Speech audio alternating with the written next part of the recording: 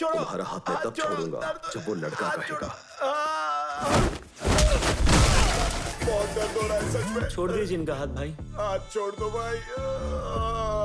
TV को पहले बदलिए चाचा, लाइनें देख देख कर सिर दर्द हो रहा है। अबे 10 साल ये टीवी और चलने वाला है, तो रिमोट मत खराब करना।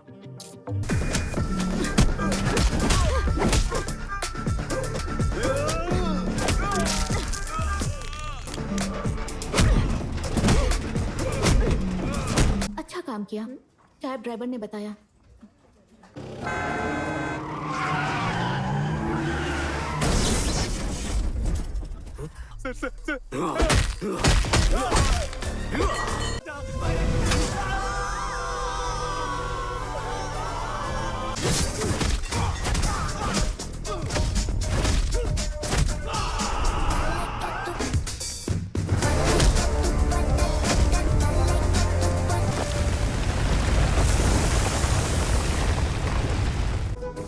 इनमें मरे हुए 9 लोगों में से एक फेमस बिजनेसमैन वरुण दयालन का मैनेजर रविकांत है।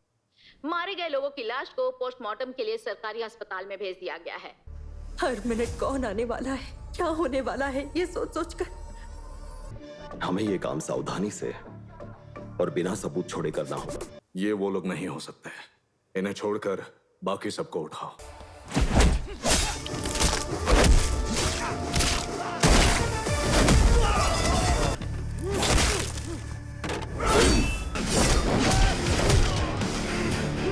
उस 100 रुपए के नोट को जला दीजिए, यही मेरा फैसला है।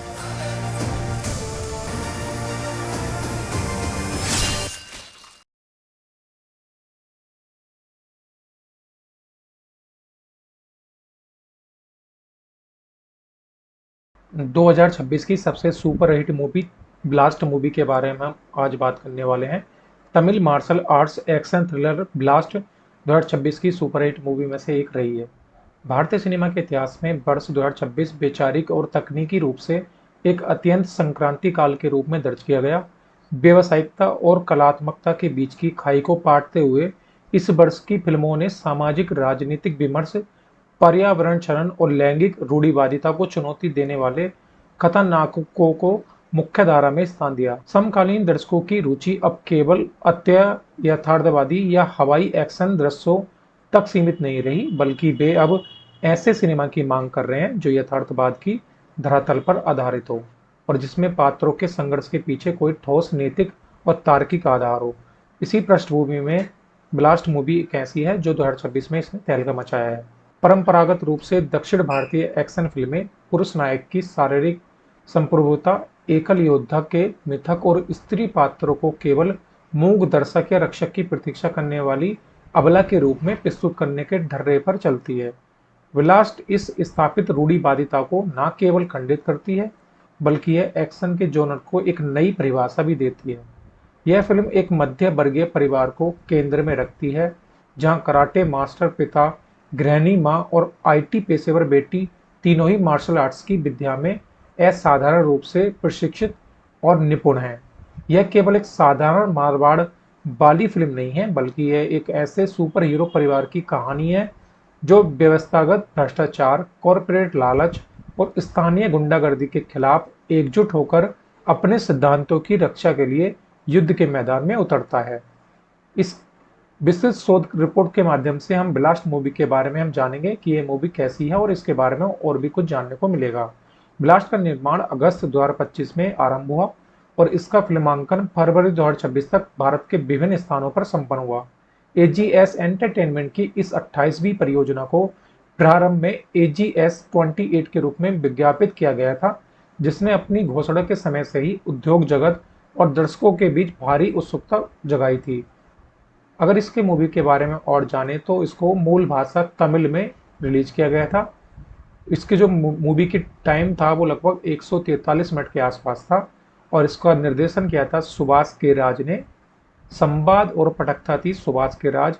उत्पादन और वित्त पोषण था Kalpathi S Aghoram, Kalpathi S Ganesh, Kalpathi S Suresh. मुख्य संगीतकार थे इसमें रवि बसूर। सिनेमेटोग्राफी थी अरुण कृष्ण राधाकृष्ण की। संपादन दिया था प्रदीप ई राघव ने और उत्पादन डिजाइनर थे वीरमानी गणेशन। एक्शन डायरेक्टर थे फिनिक्स प्रभु और इसका जो बजट था वो लगभग 18 करोड़ रुपए के आसपास इसका बजट था और बॉक्स ऑफिस पर इसने 70 करोड़ से ज़्यादा की कमाई की, जो कि 2026 की सुपरहिट मूवी में से एक बन गई थी। ओटीटी और डिजिटल प्रसारण इस पर नेटफ्लिक्स पर किया गया था, जो कि 25 जून 2026 से उपलब्ध था। अगर इसके कलाकारों के बारे में और जाने तो हम इसमें राजा राम का किरदार निभाया है अर्जुन सर्जा ने, नीला के किरदार में नजर आई है प्रीति मुकुंदन और नीला बेनी के किरदार में अभिरामी ने शानदार काम किया है।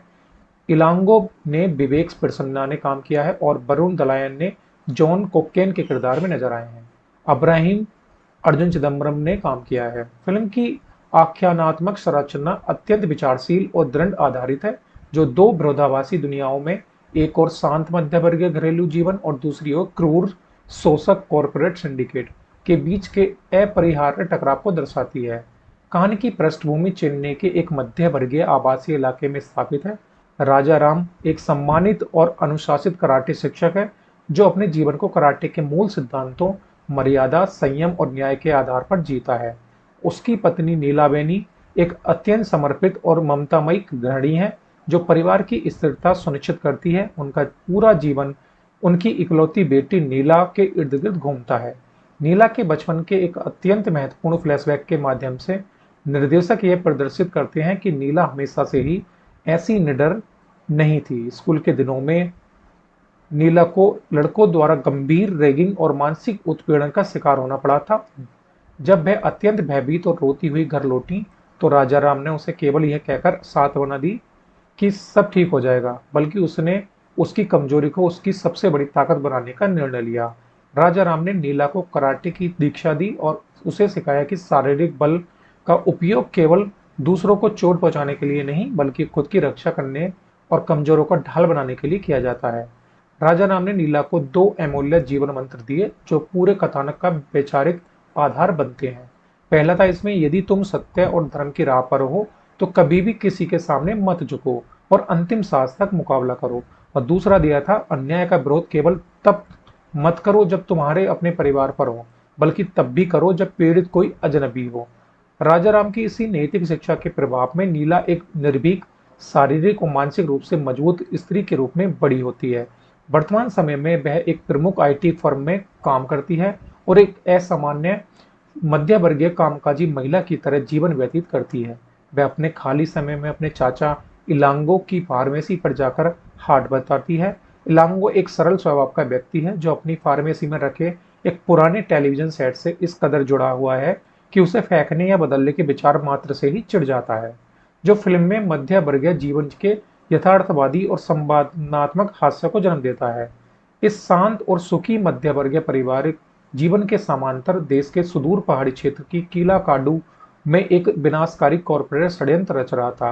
वरुण दलायन, जो एक बहुराष्ट्रीय खनन कंपनी का मालिक है और बेहद निर्दयी कॉरपोरेट टाइकून है, की नज़र कीलाकाडू पर्वत के नीचे दबे अत्यंत दुर्लभ और मूल्यवान खनिज ब्लैक ओपल पर है। इस अवैध खनन परियोजना से वरुण दलायन को लगभग 7,000 करोड़ का मुनाफा होने की उम्मीद है। हालांकि इस खनिज को बाहर निकालने के लिए पहाड़ों में गहरे विस्फोट करने होंगे, जिससे कीलाकाडू गांव पूरी तरह नष्ट हो जाएगा और वहां सदियों से रह रहे सैकड़ों गरीब परिवार मलबे के नीचे दबकर मर जाएंगे। अपनी इस योजना को पर्यावरण नियमों और जन आंदोलनों से बचाने के लिए वरुण दलायन राजनीतिक सत्ता का सहारा लेता है। वह राज्य के भ्रष्ट खनन मंत्री को 1,000 करोड़ की रिश्वत देकर इस पूरी परियोजना को सरकारी और कानूनी सुरक्षा दिलवा देता है। ग्रामीणों के किसी भी संभावित जन विरोधों को दबाने और अपनी राह के रोड़ों को हटाने के लिए वरुण दलायन अपने सबसे क्रूर हत्यारे अब्राहिम को नियुक्त करता है। अब्राहिम एक ऐसा ठंडा और पेशेवर हत्यारा है जिसे दर्द या सहानुभूति का कोई एहसास नहीं है। अब्राहिम स्थानीय स्तर पर इस क्रूर काम को अंजाम देने के लिए एक स्थानीय गैंगस्टर क्रूबाकरण की मदद लेता है। क्रूबाकरण के गिरोह में टोबी जैसे अपराधी शामिल हैं, जो हाल ही में जेल से रिहा हुआ है और पैसे और सत्ता के लालसा में किसी भी हद तक जाने को तैयार है। घटनाक्रम में मोड़ तब आता है जब ये दोनों विरोधाभासी दुनियाएं चेन्नई की एक व्यस्त सड़क पर एक दूसरे से टकराती हैं। जब एक शाम जब नीला इलांगो की फार्मेसी के पास होती है तो क्रूबाकरण के कुछ गुंडे और चैन स्नैचर एक गरीब ग्रामीण महिला को घेर लेते हैं और इसके जीवन भर की बचत है आभूषण छीनने का प्रयास करते हैं। महिला की चीखें सुनकर नीला तुरंत वहां पहुंचती है और गुंडों को रोकने की कोशिश करती है। गुंडे नीला को एक अकेली और लाचार लड़की समझकर उसका अश्लील मजाक उड़ाते हैं और उसे चले जाने की चेतावनी देते हैं, लेकिन नीला बिना किसी हिचकिचाहट के उन पर हमला कर देती है। यहाँ फिल्म का पहला बड़ा एक्शन दृश्य शुरू होता है, जहाँ नीला कराटे के वास्तविक और घातक प्रहारों से गुंडों की हड्डियों का चटका देती है। वे अपनी गति, चपलता और आर्म लॉक्स का उपयोग करके कुछ ही मिनटों में सभी गुंडों को जमीन चटा देती है। गुंडे गंभीर रूप से घायल अवस्था में अपने आका करुणाकरण और टोबी के पास वापस लौटते हैं। यहाँ निर्देशक सुभाष के राज समाज में व्याप्त गहरी प्रतिष्ठात्मक सोच पर एक तीखा व्यंग करते हैं। करुणाकरण के गुंडे अपने आकाओं के सामने यह स्वीकार करने में संकोच करते हैं कि एक युवा लड़की ने उनकी इतनी बुरी तरह पिटाई की है। जब करुणाकरण और उसके लोग घटना की पड़ताल करने के लिए इलाके में आते हैं, तो वे कराटे मास्टर राजाराम और उसकी बेटी नीला को एक साथ देखते हैं। वे तुरंत इस निष्कर्ष निकाल लेते हैं कि यह पिटाई निश्चित रूप से उस कराटे मास्टर ने ही की होगी, क्योंकि उनकी संकीर्ण सोच में एक महिला इस तरह के शारीरिक वर्चस्व का प्रदर्शन नहीं कर सकती। वे नीला को पूरी तरह से नजरअंदाज कर देते हैं।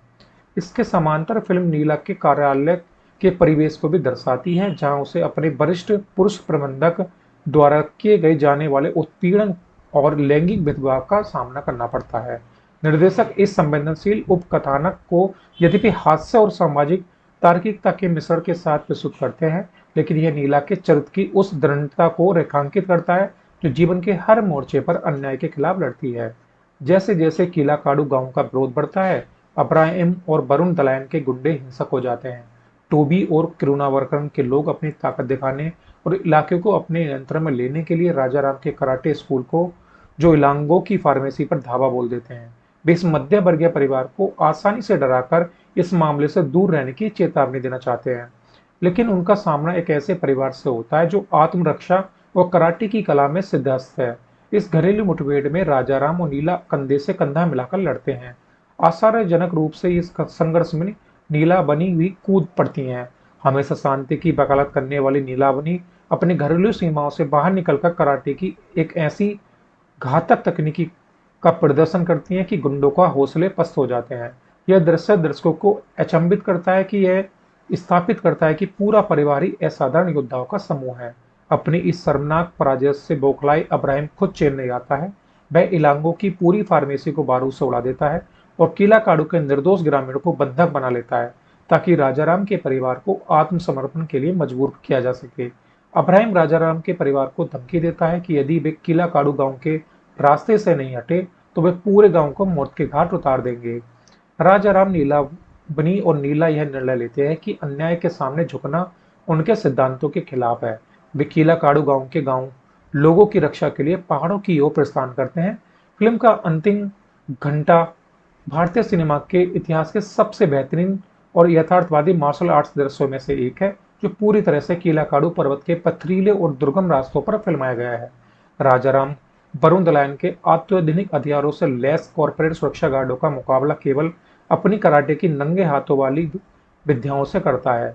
वह अपने पारंपरिक प्रभाव से विरोधियों के निहत्था कर देता है। नीलावनी अपनी बेटी की सुरक्षा के लिए एक चट्टान की तरह खड़ी होती है और आने वाले गुंडों को अपनी अद्भुत युद्ध कला से परास्त करती है।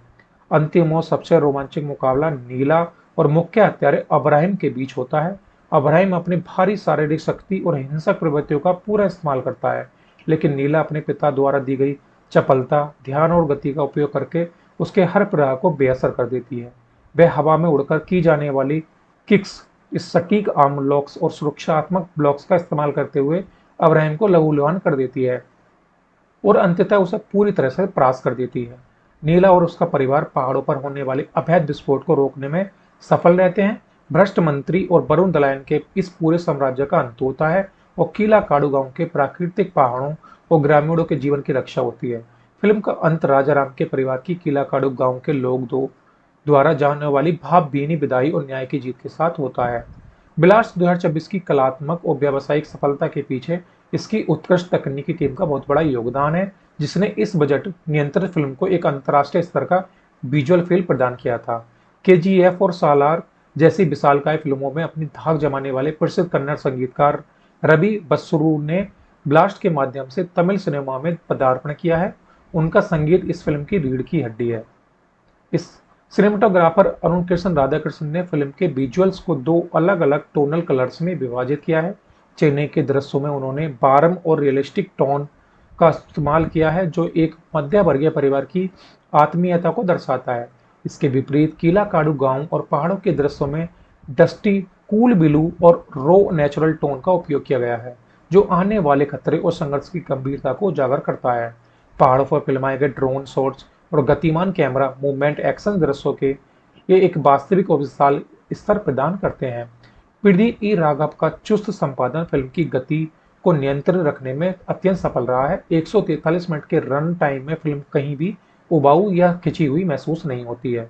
विशेष रूप से एक्शन दृश्यों में उपयोग की गई स्पीड रैपिंग तकनीक और सटीक कट्स दृश्यों के प्रभाव को बढ़ा देते हैं, जिससे दर्शक हर एक प्रहार और ब्लास्ट को स्पष्ट रूप से महसूस करता है। वर्ष 2026 भारतीय सिनेमा के लिए अत्यंत विविधतापूर्ण और प्रतिस्पर्धी वर्ष रहा है, जहां विभिन्न भाषाओं में कई बड़ी फिल्मों में वेब सीरीज दर्शकों का ध्यान आकर्षित किया है।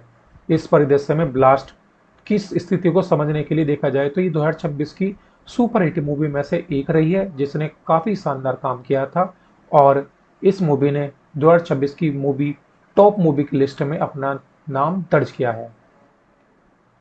ब्लास्ट 2026 के केवल एक मनोरंजन प्रधान एक्शन फिल्म नहीं है, बल्कि यह अपने पीछे कई गहरे वैचारिक और सामाजिक संदेश छोड़ती है, जो समकालीन समाज के लिए एक दर्पण की तरह काम करते हैं। कीलाकाडू पर्वत और दुर्लभ खनिजों के अभेद खनन का कथानक भारत के कई वास्तविक क्षेत्रों में चल रहे पर्यावरण जन आंदोलन की याद दिलाता है। फिल्म कॉर्पोरेट जगत के उस अंधाधुंध लालच को रेखांकित करती है, जो सतत विकास के दावों के पीछे प्राकृतिक पहाड़ों, नदियों और ग्रामीण संस्कृतियों का विनाश कर रहा है। मंत्री और वरुण दलायन का गठबंधन यह दिखाता है कि कैसे कानून और नीतियां पूंजीपातियों के इशारों पर गरीबों के शोषण का हथियार बन जाती हैं। फिल्म में नीला का चरित्र भारतीय सिनेमा के पारंपरिक नारीवादी विमर्श से आगे जाता है। वह केवल भाषा या सोशल मीडिया पर सशक्तिकरण की बात नहीं करती, बल्कि यह अपने पिता द्वारा दी गई शारीरिक और मानसिक दीक्षा का उपयोग करके जमीन पर अपनी सुरक्षा सुनिश्चित करती है। कार्यस्थल पर यौन उत्पीड़न वाले उपकथानक और चैन स्नेचर की पिटाई वाले दृश्यों के माध्यम से फिल्म यह संदेश देती है कि आधुनिक समाज में महिलाओं के लिए आत्मरक्षा की मार्शल आर्ट्स जैसी कलाओं को सीखना कोई विलासिता नहीं, बल्कि एक अनिवार्य आवश्यकता है। फिल्म का सबसे सुंदर और सकारात्मक पहलू राजा राम के परिवार की आंतरिक एकता है। भारतीय एक्शन सिनेमा में अक्सर देखा गया है कि जब भी नायक किसी भी बड़ी मुसीबत में पड़ता है, उसका परिवार बिखर जाता है या वह अकेला ही लड़ता है। लेकिन ब्लास्ट में पूरा परिवार, पिता, माँ और बेटी एकजुट होकर युद्ध के मैदान में उतरता है और यह हम साथ साथ हैं वाली पारिवारिक भावना एक्शन दृश्यों में एक अनोखा भावनात्मक रस भर देती है, जो दर्शकों को यह सोचने पर मजबूर करती है कि संकट के समय परिवार से बड़ा कोई संबल नहीं होता। ब्लास्ट न केवल व्यावसायिक रूप से एक ब्लॉकबस्टर साबित हुई है, बल्कि आलोचनात्मक दृष्टिकोण से भी इसने समीक्षकों के दिलों में एक विशेष स्थान बनाया है। नवोदित निर्देशक सुभाष के राज ने इस फिल्म के माध्यम से यह साबित कर दिया है कि यदि आपके पास एक मजबूत और प्रासंगिक वैचारिक कथानक हो तो सीमित बजट और बिना किसी अतीतवादी वीएफएक्स के भी विश्व स्तरीय सिनेमाई कीर्ति का निर्माण किया जा सकता है। अर्जुन सर्जा का गरिमापूर्ण प्रदर्शन, प्रीति मुकुंदन की बेजोड़ सफलता और शानदार एक्शन स्किल, अभिरामी का सहज और शक्तिशाली अभिनय और रवि बसरूर का रोमांचक संगीत इस फिल्म के मुख्य स्तंभ है। वर्ष 2026 के सिनेमाई इतिहास में जहां भूत बंगला जैसी फिल्में अपनी पौराणिक फैंटेसी के लिए, मरीचिका अपने मनोवैज्ञानिक रहस्यों के लिए और राख अपने सामाजिक जातिगत यथार्थवाद के लिए जानी जाएंगी, वहीं ब्लास्ट को भी हमेशा भारतीय सिनेमा में एक नई पहचान के रूप में जाना जाएगा, जिसने 2026 के इस युग में यह फिल्म आने वाले समय के युवा निर्देशकों और कहानीकारों के लिए एक मील का पत्थर है, जो यह सीख देता है कि सिनेमा जब अपनी मिट्टी, अपने सिद्धांतों और अपनी सीमाओं के प्रति ईमानदार रहता है तो वह वास्तव में एक महागाथा बन जाता है। तो ये थी 2026 की सुपरहिट मूवी ब्लास्ट। ब्लास्ट इस स्थापित रूढ़िवादिता को न केवल खंडित करती है, बल्कि यह एक्शन के जॉनर को एक नई परिभाषा भी देती है। यह फिल्म एक मध्य वर्गीय परिवार को केंद्र में रखती है, जहां कराटे मास्टर पिता, गृहिणी माँ और आईटी पेशेवर बेटी तीनों ही मार्शल आर्ट्स की विद्या में असाधारण रूप से प्रशिक्षित और निपुण हैं। यह केवल एक साधारण मारवाड़ वाली फिल्म नहीं है, बल्कि यह एक ऐसे सुपर हीरो परिवार की कहानी है जो व्यवस्थागत भ्रष्टाचार, कॉरपोरेट लालच और स्थानीय गुंडागर्दी के खिलाफ एकजुट होकर अपने सिद्धांतों की रक्षा के लिए युद्ध के मैदान में उतरता है। इस विस्तृत शोध रिपोर्ट के माध्यम से हम ब्लास्ट मूवी के बारे में हम जानेंगे कि ये मूवी कैसी है और इसके बारे में और भी कुछ जानने को मिलेगा। ब्लास्ट का निर्माण अगस्त 2025 में आरंभ हुआ और इसका फिल्मांकन फरवरी 2026 तक भारत के विभिन्न स्थानों पर संपन्न हुआ। एजीएस एंटरटेनमेंट की इस 28वीं परियोजना को प्रारंभ में एजीएस 28 के रूप में विज्ञापित किया गया था, जिसने अपनी घोषणा के समय से ही उद्योग जगत और दर्शकों के बीच भारी उत्सुकता जगाई थी। अगर इसके मूवी के बारे में और जाने तो इसको मूल भाषा तमिल में रिलीज किया गया था। इसके जो मूवी की टाइम था वो लगभग 143 मिनट के आसपास था और इसका निर्देशन किया था सुभाष के राज ने। संवाद और पटकथा थी सुभाष के राज। उत्पादन और वित्त पोषण था Kalpathi S Aghoram, Kalpathi S Ganesh, Kalpathi S Suresh. मुख्य संगीतकार थे इसमें रवि बसूर।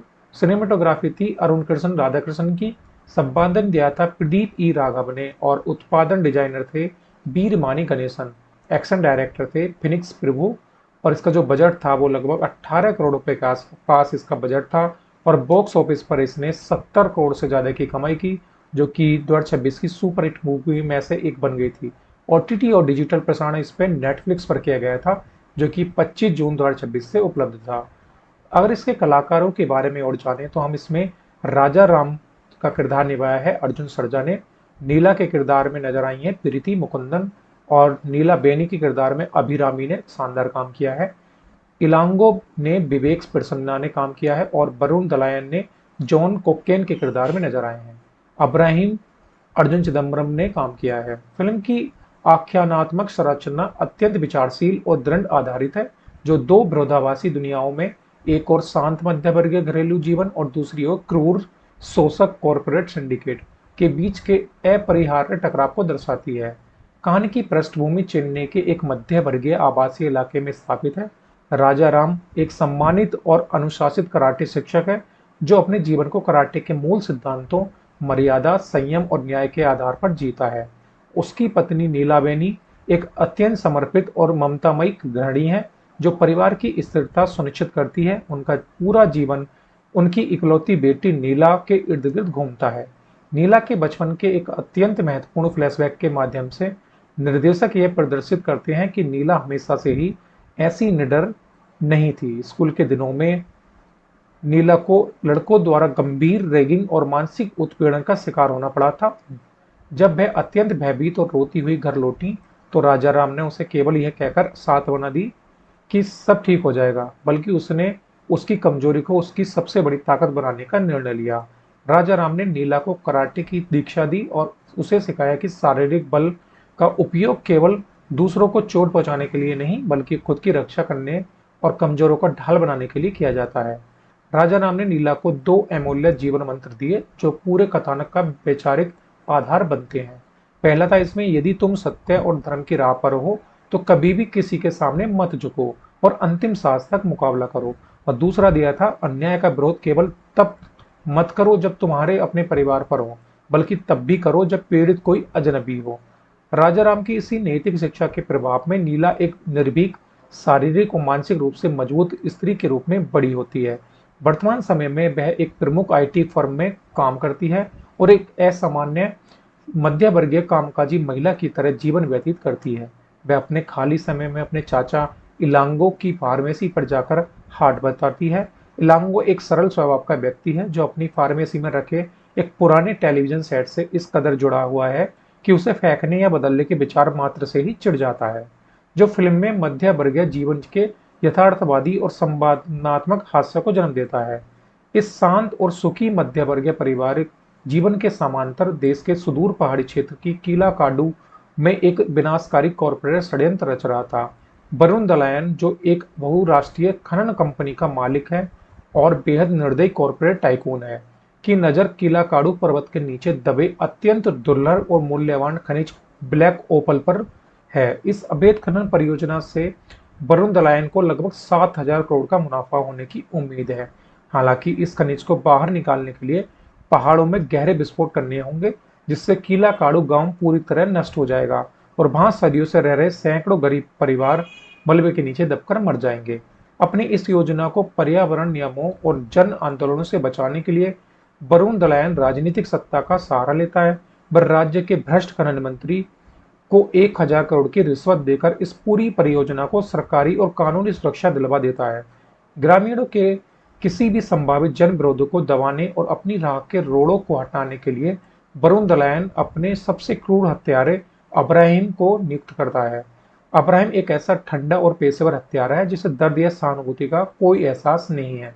अब्राहिम स्थानीय स्तर पर इस क्रूर काम को अंजाम देने के लिए एक स्थानीय गैंगस्टर क्रूबाकरन की मदद लेता है। क्रूबाकरन के गिरोह में टोबी जैसे अपराधी शामिल हैं जो हाल ही में जेल से रिहा हुआ है और पैसे और सत्ता के लालसा में किसी भी हद तक जाने को तैयार है।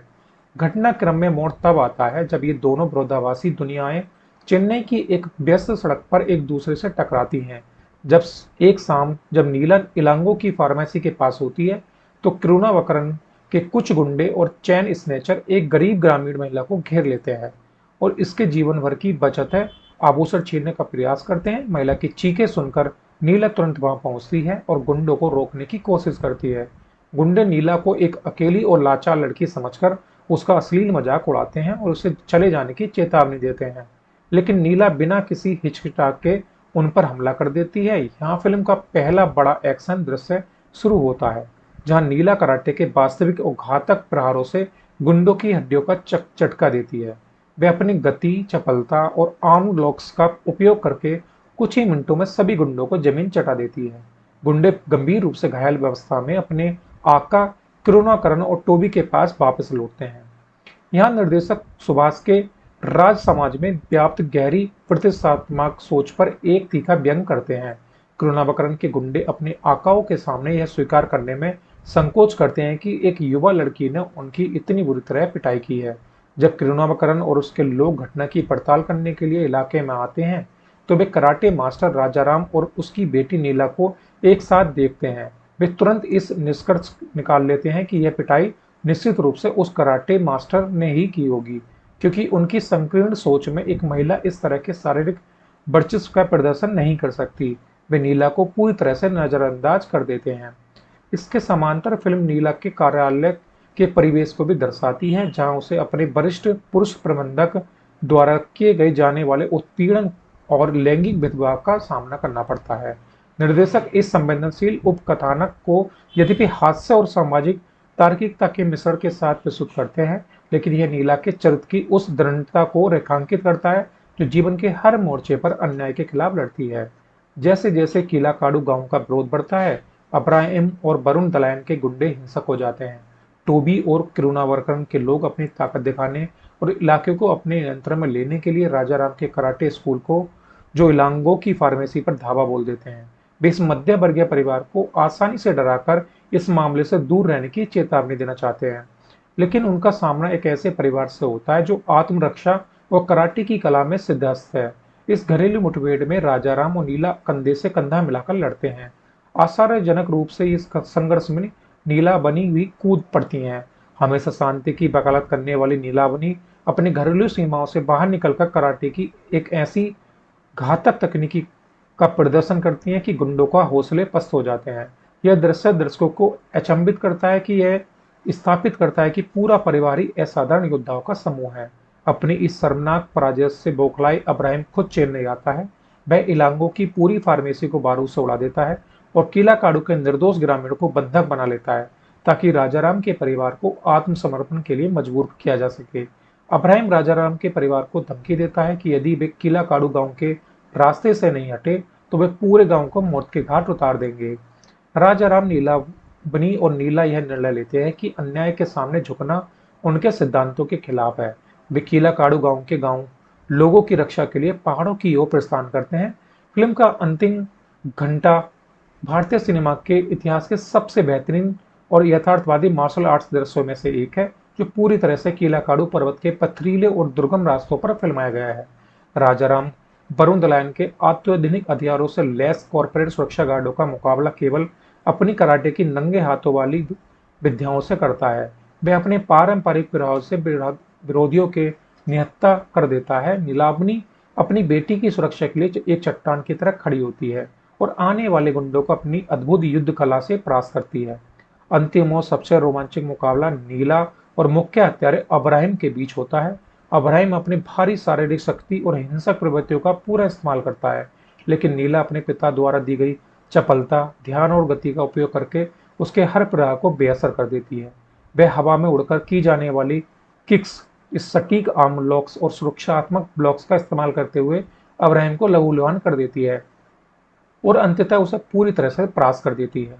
नीला और उसका परिवार पहाड़ों पर होने वाले अवैध विस्फोट को रोकने में सफल रहते हैं। भ्रष्ट मंत्री और वरुण दलायन के इस पूरे साम्राज्य का अंत होता है और किला काडू गांव के प्राकृतिक पहाड़ों और ग्रामीणों के जीवन की रक्षा होती है। फिल्म का अंत राजा राम के परिवार की किला काडू गांव के लोग द्वारा जाने वाली भावभीनी विदाई और न्याय की जीत के साथ होता है। ब्लास्ट 2026 की कलात्मक और व्यावसायिक सफलता के पीछे इसकी उत्कृष्ट तकनीकी टीम का बहुत बड़ा योगदान है, जिसने इस बजट नियंत्रित फिल्म को एक अंतर्राष्ट्रीय स्तर का विजुअल फील प्रदान किया था। KGF और सालार जैसी विशालकाय फिल्मों में अपनी धाक जमाने वाले प्रसिद्ध कन्नड़ संगीतकार रवि बस्सरू ने ब्लास्ट के माध्यम से तमिल सिनेमा में पदार्पण किया है। उनका संगीत इस फिल्म की रीढ़ की हड्डी है। इस सिनेमाटोग्राफर अरुण कृष्ण राधाकृष्णन ने फिल्म के विजुअल्स को 2 अलग अलग टोनल कलर्स में विभाजित किया है। चेन्नई के दृश्यों में उन्होंने बारम और रियलिस्टिक टोन का इस्तेमाल किया है, जो एक मध्य वर्गीय परिवार की आत्मीयता को दर्शाता है। इसके विपरीत किला काडू गांव और पहाड़ों के दृश्यों में डस्टी, कूल ब्लू और रो नेचुरल टोन का उपयोग किया गया है, जो आने वाले खतरे और संघर्ष की गंभीरता को उजागर करता है। पहाड़ों पर फिल्माए गए ड्रोन शॉट्स और गतिमान कैमरा मूवमेंट एक्शन दृश्यों के ये एक वास्तविक और विशाल स्तर प्रदान करते हैं। प्रदीप ई राघव का चुस्त संपादन फिल्म की गति को नियंत्रित रखने में अत्यंत सफल रहा है। 143 मिनट के रन टाइम में फिल्म कहीं भी उबाऊ या खिंची हुई महसूस नहीं होती है। विशेष रूप से एक्शन दृश्यों में उपयोग की गई स्पीड ड्रेपिंग तकनीक और सटीक कट्स दृश्यों के प्रभाव को बढ़ा देते हैं, जिससे दर्शक हर एक प्रहार और ब्लास्ट को स्पष्ट रूप से महसूस करता है। वर्ष 2026 भारतीय सिनेमा के लिए अत्यंत विविधतापूर्ण और प्रतिस्पर्धी वर्ष रहा है, जहां विभिन्न भाषाओं में कई बड़ी फिल्मों में वेब सीरीज दर्शकों का ध्यान आकर्षित किया है। इस परिदृश्य में ब्लास्ट की स्थिति को समझने के लिए देखा जाए तो ये 2026 की सुपरहिट मूवी में से एक रही है, जिसने काफी शानदार काम किया था और इस मूवी ने 2026 की मूवी टॉप मूवी की लिस्ट में अपना नाम दर्ज किया है। ब्लास्ट 2026 के केवल एक मनोरंजन प्रधान एक्शन फिल्म नहीं है, बल्कि यह अपने पीछे कई गहरे वैचारिक और सामाजिक संदेश छोड़ती है, जो समकालीन समाज के लिए एक दर्पण की तरह काम करते हैं। किला काडू पर्वत और दुर्लभ खनिजों के अभेद खनन का कथानक भारत के कई वास्तविक क्षेत्रों में चल रहे पर्यावरण जन आंदोलन की याद दिलाता है। फिल्म कॉर्पोरेट जगत के उस अंधाधुंध लालच को रेखांकित करती है, जो सतत विकास के दावों के पीछे प्राकृतिक पहाड़ों, नदियों और ग्रामीण संस्कृतियों का विनाश कर रहा है। मंत्री और वरुण दलायन का गठबंधन यह दिखाता है कि कैसे कानून और नीतियां पूंजीपातियों के इशारों पर गरीबों के शोषण का हथियार बन जाती हैं। फिल्म में नीला का चरित्र भारतीय सिनेमा के पारंपरिक नारीवादी विमर्श से आगे जाता है। वह केवल भाषा या सोशल मीडिया पर सशक्तिकरण की बात नहीं करती, बल्कि यह अपने पिता द्वारा दी गई शारीरिक और मानसिक दीक्षा का उपयोग करके जमीन पर अपनी सुरक्षा सुनिश्चित करती है। कार्यस्थल पर यौन उत्पीड़न वाले उपकथानक और चैन स्नेचर की पिटाई वाले दृश्यों के माध्यम से फिल्म यह संदेश देती है कि आधुनिक समाज में महिलाओं के लिए आत्मरक्षा की मार्शल आर्ट्स जैसी कलाओं को सीखना कोई विलासिता नहीं, बल्कि एक अनिवार्य आवश्यकता है। फिल्म का सबसे सुंदर और सकारात्मक पहलू राजा राम के परिवार की आंतरिक एकता है। भारतीय एक्शन सिनेमा में अक्सर देखा गया है कि जब भी नायक किसी भी बड़ी मुसीबत में पड़ता है, उसका परिवार बिखर जाता है या वह अकेला ही लड़ता है, लेकिन ब्लास्ट में पूरा परिवार, पिता, माँ और बेटी एकजुट होकर युद्ध के मैदान में उतरता है और यह हम साथ साथ हैं वाली पारिवारिक भावना एक्शन दृश्यों में एक अनोखा भावनात्मक रस भर देती है, जो दर्शकों को यह सोचने पर मजबूर करती है कि संकट के समय परिवार से बड़ा कोई संबल नहीं होता। ब्लास्ट न केवल व्यावसायिक रूप से एक ब्लॉकबस्टर हिट साबित हुई है, बल्कि आलोचनात्मक दृष्टिकोण से भी इसने समीक्षकों के दिलों में एक विशेष स्थान बनाया है। नवोदित निर्देशक सुभाष के राज ने इस फिल्म के माध्यम से यह साबित कर दिया है कि यदि आपके पास एक मजबूत और प्रासंगिक वैचारिक कथानक हो तो सीमित बजट और बिना किसी अतीतवादी VFX के भी विश्व स्तरीय सिनेमाई कृति का निर्माण किया जा सकता है। अर्जुन सर्जा का गरिमापूर्ण प्रदर्शन, प्रीति मुकुंदन की बेजोड़ सफलता और शानदार एक्शन स्किल, अभिरामी का सहज और शक्तिशाली अभिनय और रवि बसरूर का रोमांचक संगीत इस फिल्म के मुख्य स्तंभ है। वर्ष 2026 के सिनेमाई इतिहास में जहां भूत बंगला जैसी फिल्में अपनी पौराणिक फैंटेसी के लिए, मरीचिका अपने मनोवैज्ञानिक रहस्यों के लिए और राख अपने सामाजिक जातिगत यथार्थवाद के लिए जानी जाएंगी, वहीं ब्लास्ट को भी हमेशा भारतीय सिनेमा में एक नई पहचान के रूप में जाना जाएगा, जिसने 2026 के इस युग में यह फिल्म आने वाले समय के युवा निर्देशकों और कहानीकारों के लिए एक मील का पत्थर है, जो यह सीख देता है कि सिनेमा जब अपनी मिट्टी, अपने सिद्धांतों और अपनी सीमाओं के प्रति ईमानदार रहता है तो वह वास्तव में एक महागाथा बन जाता है। यह फिल्म एक मध्य वर्गीय परिवार को केंद्र में रखती है, जहां कराटे मास्टर पिता, गृहिणी माँ और IT पेशेवर बेटी तीनों ही मार्शल आर्ट्स की विद्या में असाधारण रूप से प्रशिक्षित और निपुण हैं। यह केवल एक साधारण मारवाड़ बाली फिल्म नहीं है, बल्कि यह एक ऐसे सुपर हीरो परिवार की कहानी है जो व्यवस्थागत भ्रष्टाचार, कॉरपोरेट लालच और स्थानीय गुंडागर्दी के खिलाफ एकजुट होकर अपने सिद्धांतों की रक्षा के लिए युद्ध के मैदान में उतरता है। इस विस्तृत शोध रिपोर्ट के माध्यम से हम ब्लास्ट मूवी के बारे में हम जानेंगे कि ये मूवी कैसी है और इसके बारे में और भी कुछ जानने को मिलेगा।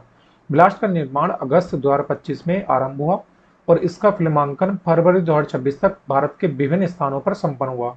AGS एंटरटेनमेंट की इस 28वीं परियोजना को प्रारंभ में AGS 28 के रूप में विज्ञापित किया गया था, जिसने अपनी घोषणा के समय से ही उद्योग जगत और दर्शकों के बीच भारी उत्सुकता जगाई थी।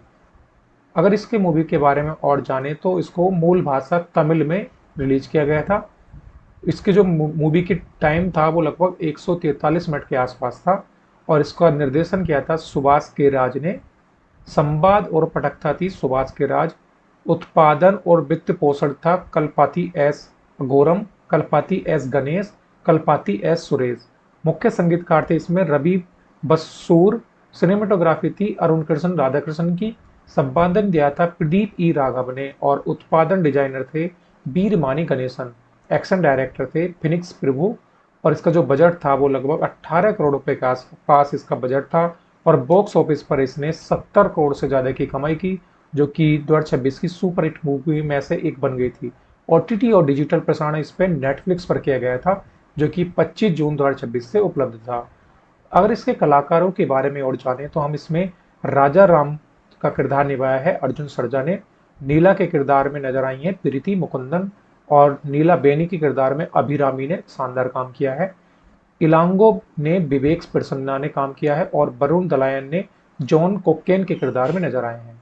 अब्राहिम अर्जुन चिदम्बरम ने काम किया है। फिल्म की आख्यानात्मक संरचना अत्यंत विचारशील और दृढ़ आधारित है, जो दो विरोधाभासी दुनियाओं में, एक और शांत मध्यवर्गीय घरेलू जीवन और दूसरी ओर क्रूर शोषक कॉरपोरेट सिंडिकेट के बीच के अपरिहार्य टकराव को दर्शाती है। कहानी की पृष्ठभूमि चेन्नई के एक मध्य वर्गीय आवासीय इलाके में स्थापित है। राजा राम एक सम्मानित और अनुशासित कराटे शिक्षक है, जो अपने जीवन को कराटे के मूल सिद्धांतों, मर्यादा, संयम और न्याय के आधार पर जीता है।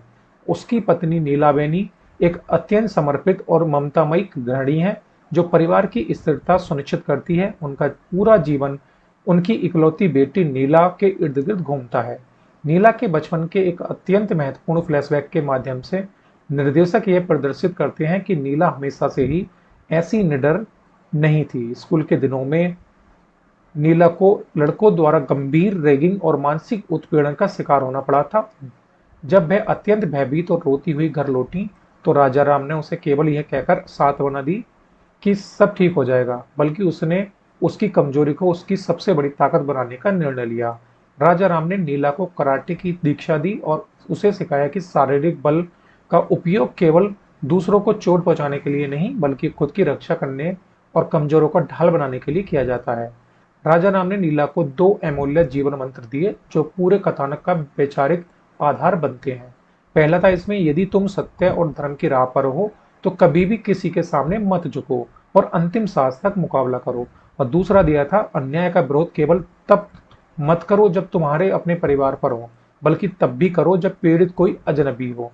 राजा राम की इसी नैतिक शिक्षा के प्रभाव में नीला एक निर्भीक, शारीरिक और मानसिक रूप से मजबूत स्त्री के रूप में बड़ी होती है। वर्तमान समय में वह एक प्रमुख आईटी फर्म में काम करती है और एक असामान्य मध्य वर्गीय कामकाजी महिला की तरह जीवन व्यतीत करती है। वह अपने खाली समय में अपने चाचा इलांगो की फार्मेसी पर जाकर हाट बताती है। इलांगो एक सरल स्वभाव का व्यक्ति है जो अपनी फार्मेसी में रखे एक पुराने टेलीविजन सेट से इस कदर जुड़ा हुआ है कि उसे फेंकने या बदलने के विचार मात्र से ही चिढ़ जाता है, जो फिल्म में मध्य वर्गीय जीवन के यथार्थवादी और संवादात्मक हास्य को जन्म देता है। इस शांत और सुखी मध्य वर्गीय पारिवारिक जीवन के समांतर देश के सुदूर पहाड़ी क्षेत्र की कीलाकाडू में एक विनाशकारी कॉरपोरेट षड्यंत्र रच रहा था। वरुण दलायन, जो एक बहुराष्ट्रीय खनन कंपनी का मालिक है और बेहद निर्दयी कॉरपोरेट टाइकून है, की नजर कीलाकाडू पर्वत के नीचे दबे अत्यंत दुर्लभ और मूल्यवान खनिज ब्लैक ओपल पर है। इस अवैध खनन परियोजना से वरुण दलायन को लगभग 7,000 करोड़ का मुनाफा होने की उम्मीद है। हालांकि इस खनिज को बाहर निकालने के लिए पहाड़ों में गहरे विस्फोट करने होंगे, जिससे कीलाकाडू गांव पूरी तरह नष्ट हो जाएगा और वहां सदियों से रह रहे सैकड़ों गरीब परिवार मलबे के नीचे दबकर मर जाएंगे। अपनी इस योजना को पर्यावरण नियमों और जन आंदोलनों से बचाने के लिए वरुण दलायन राजनीतिक सत्ता का सहारा लेता है। वह राज्य के भ्रष्ट खनन मंत्री को 1,000 करोड़ की रिश्वत देकर इस पूरी परियोजना को सरकारी और कानूनी सुरक्षा दिलवा देता है। ग्रामीणों के किसी भी संभावित जन विरोधों को दबाने और अपनी राह के रोड़ों को हटाने के लिए वरुण दलायन अपने सबसे क्रूर हत्यारे अब्राहिम को नियुक्त करता है। अब्राहिम एक ऐसा ठंडा और पेशेवर हत्यारा है जिसे दर्द या सहानुभूति का कोई एहसास नहीं है। अब्राहिम स्थानीय स्तर पर इस क्रूर काम को अंजाम देने के लिए एक स्थानीय गैंगस्टर क्रूबाकरन की मदद लेता है। क्रूबाकरन के गिरोह में टोबी जैसे अपराधी शामिल हैं जो हाल ही में जेल से रिहा हुआ है और पैसे और सत्ता के लालसा में किसी भी हद तक जाने को तैयार है। घटनाक्रम में मोड़ तब आता है जब ये दोनों विरोधाभासी दुनियाएं चेन्नई की एक व्यस्त सड़क पर एक दूसरे से टकराती हैं।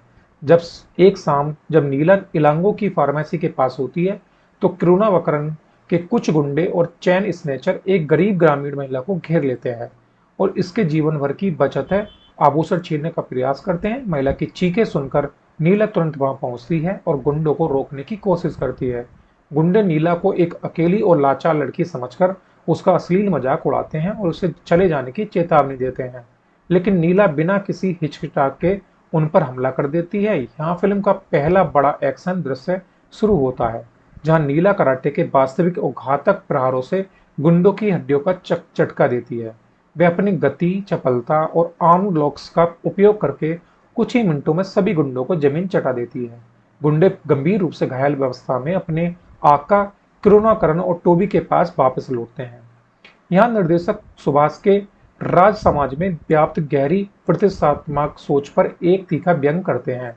क्रूनावकरन के गुंडे अपने आकाओं के सामने यह स्वीकार करने में संकोच करते हैं कि एक युवा लड़की ने उनकी इतनी बुरी तरह पिटाई की है। जब क्रूनावकरन और उसके लोग घटना की पड़ताल करने के लिए इलाके में आते हैं तो वे कराटे मास्टर राजाराम और उसकी बेटी नीला को एक साथ देखते हैं। वे तुरंत इस निष्कर्ष निकाल लेते हैं कि यह पिटाई निश्चित रूप से उस कराटे मास्टर ने ही की होगी, क्योंकि उनकी संकीर्ण सोच में एक महिला इस तरह के शारीरिक वर्चस्व का प्रदर्शन नहीं कर सकती। वे नीला को पूरी तरह से नजरअंदाज कर देते हैं।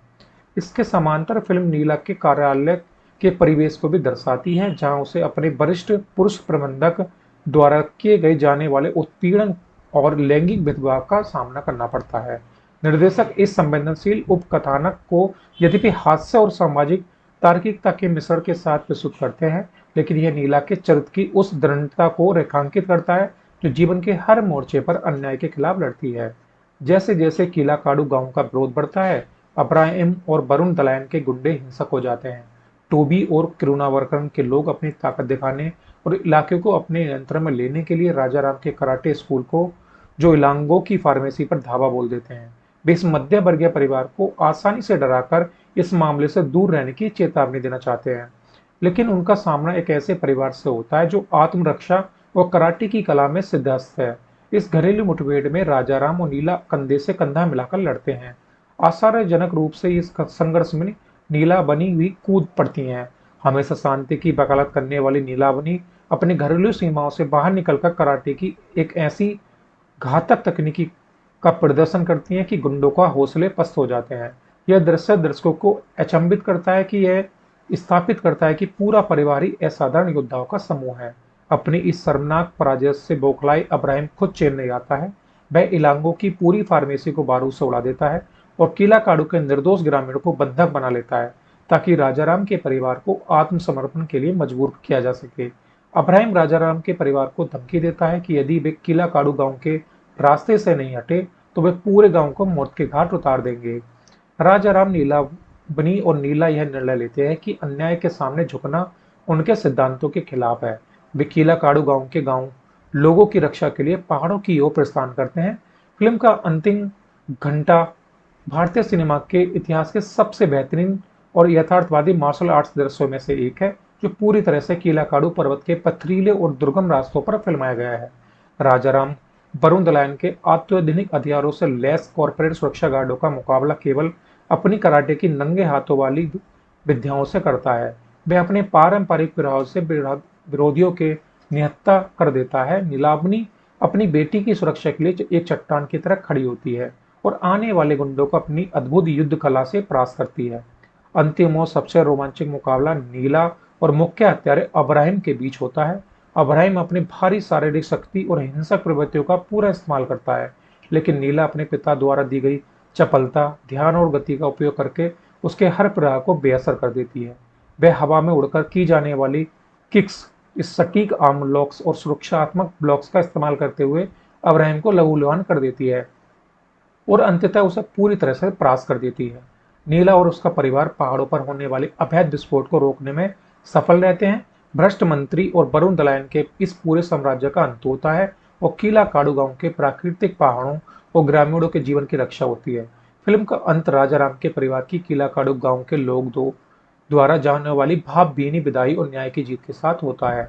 ब्लास्ट 2026 की कलात्मक और व्यावसायिक सफलता के पीछे इसकी उत्कृष्ट तकनीकी टीम का बहुत बड़ा योगदान है, जिसने इस बजट नियंत्रित फिल्म को एक अंतर्राष्ट्रीय स्तर का विजुअल फील प्रदान किया था। KGF और सालार जैसी विशालकाय फिल्मों में अपनी धाक जमाने वाले प्रसिद्ध कन्नड़ संगीतकार रवि बस्सुरु ने ब्लास्ट के माध्यम से तमिल सिनेमा में पदार्पण किया है। उनका संगीत इस फिल्म की रीढ़ की हड्डी है। इस सिनेमाटोग्राफर अरुण कृष्ण राधाकृष्ण ने फिल्म के विजुअल्स को 2 अलग अलग टोनल कलर्स में विभाजित किया है। चेन्नई के दृश्यों में उन्होंने बारम और रियलिस्टिक टोन का इस्तेमाल किया है, जो एक मध्य वर्गीय परिवार की आत्मीयता को दर्शाता है। इसके विपरीत किला काडू गांव और पहाड़ों के दृश्यों में डस्टी, कूल ब्लू और रो नेचुरल टोन का उपयोग किया गया है, जो आने वाले खतरे और संघर्ष की गंभीरता को उजागर करता है। पहाड़ों पर फिल्माए गए ड्रोन शॉट्स और गतिमान कैमरा मूवमेंट एक्शन दृश्यों के ये एक वास्तविक और विशाल स्तर प्रदान करते हैं। प्रदीप ई राघव का चुस्त संपादन फिल्म की गति को नियंत्रित रखने में अत्यंत सफल रहा है। 143 मिनट के रन टाइम में फिल्म कहीं भी उबाऊ या खिंची हुई महसूस नहीं होती है। विशेष रूप से एक्शन दृश्यों में उपयोग की गई स्पीड रैपिंग तकनीक और सटीक कट्स दृश्यों के प्रभाव को बढ़ा देते हैं, जिससे दर्शक हर एक प्रहार और ब्लास्ट को स्पष्ट रूप से महसूस करता है। वर्ष 2026 भारतीय सिनेमा के लिए अत्यंत विविधतापूर्ण और प्रतिस्पर्धी वर्ष रहा है, जहां विभिन्न भाषाओं में कई बड़ी फिल्मों में वेब सीरीज दर्शकों का ध्यान आकर्षित किया है। इस परिदृश्य में ब्लास्ट की स्थिति को समझने के लिए देखा जाए तो ये 2026 की सुपर हिट मूवी में से एक रही है, जिसने काफी शानदार काम किया था और इस मूवी ने 2026 की टॉप मूवी की लिस्ट में अपना नाम दर्ज किया है। ब्लास्ट 2026 के केवल एक मनोरंजन प्रधान एक्शन फिल्म नहीं है, बल्कि यह अपने पीछे कई गहरे वैचारिक और सामाजिक संदेश छोड़ती है, जो समकालीन समाज के लिए एक दर्पण की तरह काम करते हैं। किला काडू पर्वत और दुर्लभ खनिजों के अभेद खनन का कथानक भारत के कई वास्तविक क्षेत्रों में चल रहे पर्यावरण जन आंदोलन की याद दिलाता है। फिल्म कॉर्पोरेट जगत के उस अंधाधुंध लालच को रेखांकित करती है जो सतत विकास के दावों के पीछे प्राकृतिक पहाड़ों, नदियों और ग्रामीण संस्कृतियों का विनाश कर रहा है। मंत्री और वरुण दलायन का गठबंधन यह दिखाता है कि कैसे कानून और नीतियां पूंजीपातियों के इशारों पर गरीबों के शोषण का हथियार बन जाती हैं। फिल्म में नीला का चरित्र भारतीय सिनेमा के पारंपरिक नारीवादी विमर्श से आगे जाता है। वह केवल भाषा या सोशल मीडिया पर सशक्तिकरण की बात नहीं करती, बल्कि यह अपने पिता द्वारा दी गई शारीरिक और मानसिक दीक्षा का उपयोग करके जमीन पर अपनी सुरक्षा सुनिश्चित करती है। कार्यस्थल पर यौन उत्पीड़न वाले उपकथानक और चैन स्नेचर की पिटाई वाले दृश्यों के माध्यम से फिल्म यह संदेश देती है कि आधुनिक समाज में महिलाओं के लिए आत्मरक्षा की मार्शल आर्ट्स जैसी कलाओं को सीखना कोई विलासिता नहीं बल्कि एक अनिवार्य आवश्यकता है। फिल्म का सबसे सुंदर और सकारात्मक पहलू राजा राम के परिवार की आंतरिक एकता है। भारतीय एक्शन सिनेमा में अक्सर देखा गया है कि जब भी नायक किसी भी बड़ी मुसीबत में पड़ता है उसका परिवार बिखर जाता है या वह अकेला ही लड़ता है, लेकिन ब्लास्ट में पूरा परिवार पिता, माँ और बेटी एकजुट होकर युद्ध के मैदान में उतरता है और यह हम साथ साथ हैं वाली पारिवारिक भावना एक्शन दृश्यों में एक अनोखा भावनात्मक रस भर देती है, जो दर्शकों को यह सोचने पर मजबूर करती है कि संकट के समय परिवार से बड़ा कोई संबल नहीं होता। ब्लास्ट न केवल व्यावसायिक रूप से एक ब्लॉकबस्टर साबित हुई है बल्कि आलोचनात्मक दृष्टिकोण से भी इसने समीक्षकों के दिलों में एक विशेष स्थान बनाया है। नवोदित निर्देशक सुभाष के राज ने इस फिल्म के माध्यम से यह साबित कर दिया है कि यदि आपके पास एक मजबूत और प्रशंसिक वैचारिक कथानक हो तो सीमित बजट और बिना किसी अतीतवादी बीएफएक्स के भी विश्व स्तरीय सिनेमाई कीर्ति का निर्माण किया जा सकता है। अर्जुन सर्जा का गरिमापूर्ण प्रदर्शन, प्रीति मुकुंदन की बेजोड़ सफलता और शानदार एक्शन स्किल, अभिरामी का सहज और शक्तिशाली अभिनय और रवि बसरूर का रोमांचक संगीत इस फिल्म के मुख्य स्तंभ है। वर्ष 2026 के सिनेमाई इतिहास में जहां भूत बंगला जैसी फिल्में अपनी पौराणिक फैंटेसी के लिए, मरीचिका अपने मनोवैज्ञानिक रहस्यों के लिए और राख अपने सामाजिक जातिगत यथार्थवाद के लिए जानी जाएंगी, वहीं ब्लास्ट को भी हमेशा भारतीय सिनेमा में एक नई पहचान के रूप में जाना जाएगा, जिसने 2026 के इस युग में यह फिल्म आने वाले समय के युवा निर्देशकों और कहानीकारों के लिए एक मील का पत्थर है, जहां कराटे मास्टर पिता, गृहिणी माँ और आईटी पेशेवर बेटी तीनों ही मार्शल आर्ट्स की विद्या में असाधारण रूप से प्रशिक्षित और निपुण हैं। यह केवल एक साधारण मारवाड़ वाली फिल्म नहीं है बल्कि यह एक ऐसे सुपर हीरो परिवार की कहानी है जो व्यवस्थागत भ्रष्टाचार, कॉरपोरेट लालच और स्थानीय गुंडागर्दी के खिलाफ एकजुट होकर अपने सिद्धांतों की रक्षा के लिए युद्ध के मैदान में उतरता है। इस विस्तृत शोध रिपोर्ट के माध्यम से हम ब्लास्ट मूवी के बारे में हम जानेंगे कि यह मूवी कैसी है और इसके बारे में और भी कुछ जानने को मिलेगा। ब्लास्ट का निर्माण अगस्त 2025 में आरंभ हुआ और इसका फिल्मांकन फरवरी 2026 तक भारत के विभिन्न स्थानों पर संपन्न हुआ। एजीएस एंटरटेनमेंट की इस 28वीं परियोजना को प्रारंभ में एजीएस 28 के रूप में विज्ञापित किया गया था, जिसने अपनी घोषणा के समय से ही उद्योग जगत और दर्शकों के बीच भारी उत्सुकता जगाई थी। अगर इसके मूवी के बारे में और जाने तो इसको मूल भाषा तमिल में रिलीज किया गया था। इसके जो मूवी की टाइम था वो लगभग 143 मिनट के आसपास था और इसका निर्देशन किया था सुभाष के राज ने। संवाद और पटकथा थी सुभाष के राज। उत्पादन और वित्त पोषण था Kalpathi S Aghoram, Kalpathi S Ganesh, Kalpathi S Suresh. मुख्य संगीतकार थे इसमें रवि बसूर। सिनेमेटोग्राफी थी अरुण कृष्ण राधाकृष्ण की। संपादन दिया था प्रदीप ई राघव ने और उत्पादन डिजाइनर थे वीरमानी गणेशन। एक्शन डायरेक्टर थे फिनिक्स प्रभु और इसका जो बजट था वो लगभग 18 करोड़ रुपए के आसपास इसका बजट था और बॉक्स ऑफिस पर इसने 70 करोड़ से ज़्यादा की कमाई की, जो कि 2026 की सुपर हिट मूवी में से एक बन गई थी। ओटीटी और डिजिटल प्रसारण इस पर नेटफ्लिक्स पर किया गया था, जो कि 25 जून 2026 से उपलब्ध था। अगर इसके कलाकारों के बारे में और जाने तो हम इसमें राजा राम का किरदार निभाया है अर्जुन सर्जा ने। नीला के किरदार में नजर आई है प्रीति मुकुंदन और नीला बेनी के किरदार में अभिरामी ने शानदार काम किया है। इलांगो ने विवेक प्रसन्ना ने काम किया है और वरुण दलायन ने जॉन कोकेन के किरदार में नजर आए हैं। अब्राहिम अर्जुन चिदम्बरम ने काम किया है। फिल्म की आख्यानात्मक संरचना अत्यंत विचारशील और दृढ़ आधारित है, जो दो विरोधाभासी दुनियाओं में, एक और शांत मध्यवर्गीय घरेलू जीवन और दूसरी ओर क्रूर शोषक कॉरपोरेट सिंडिकेट के बीच के अपरिहार्य टकराव को दर्शाती है। कहानी की पृष्ठभूमि चेन्नई के एक मध्य वर्गीय आवासीय इलाके में स्थापित है।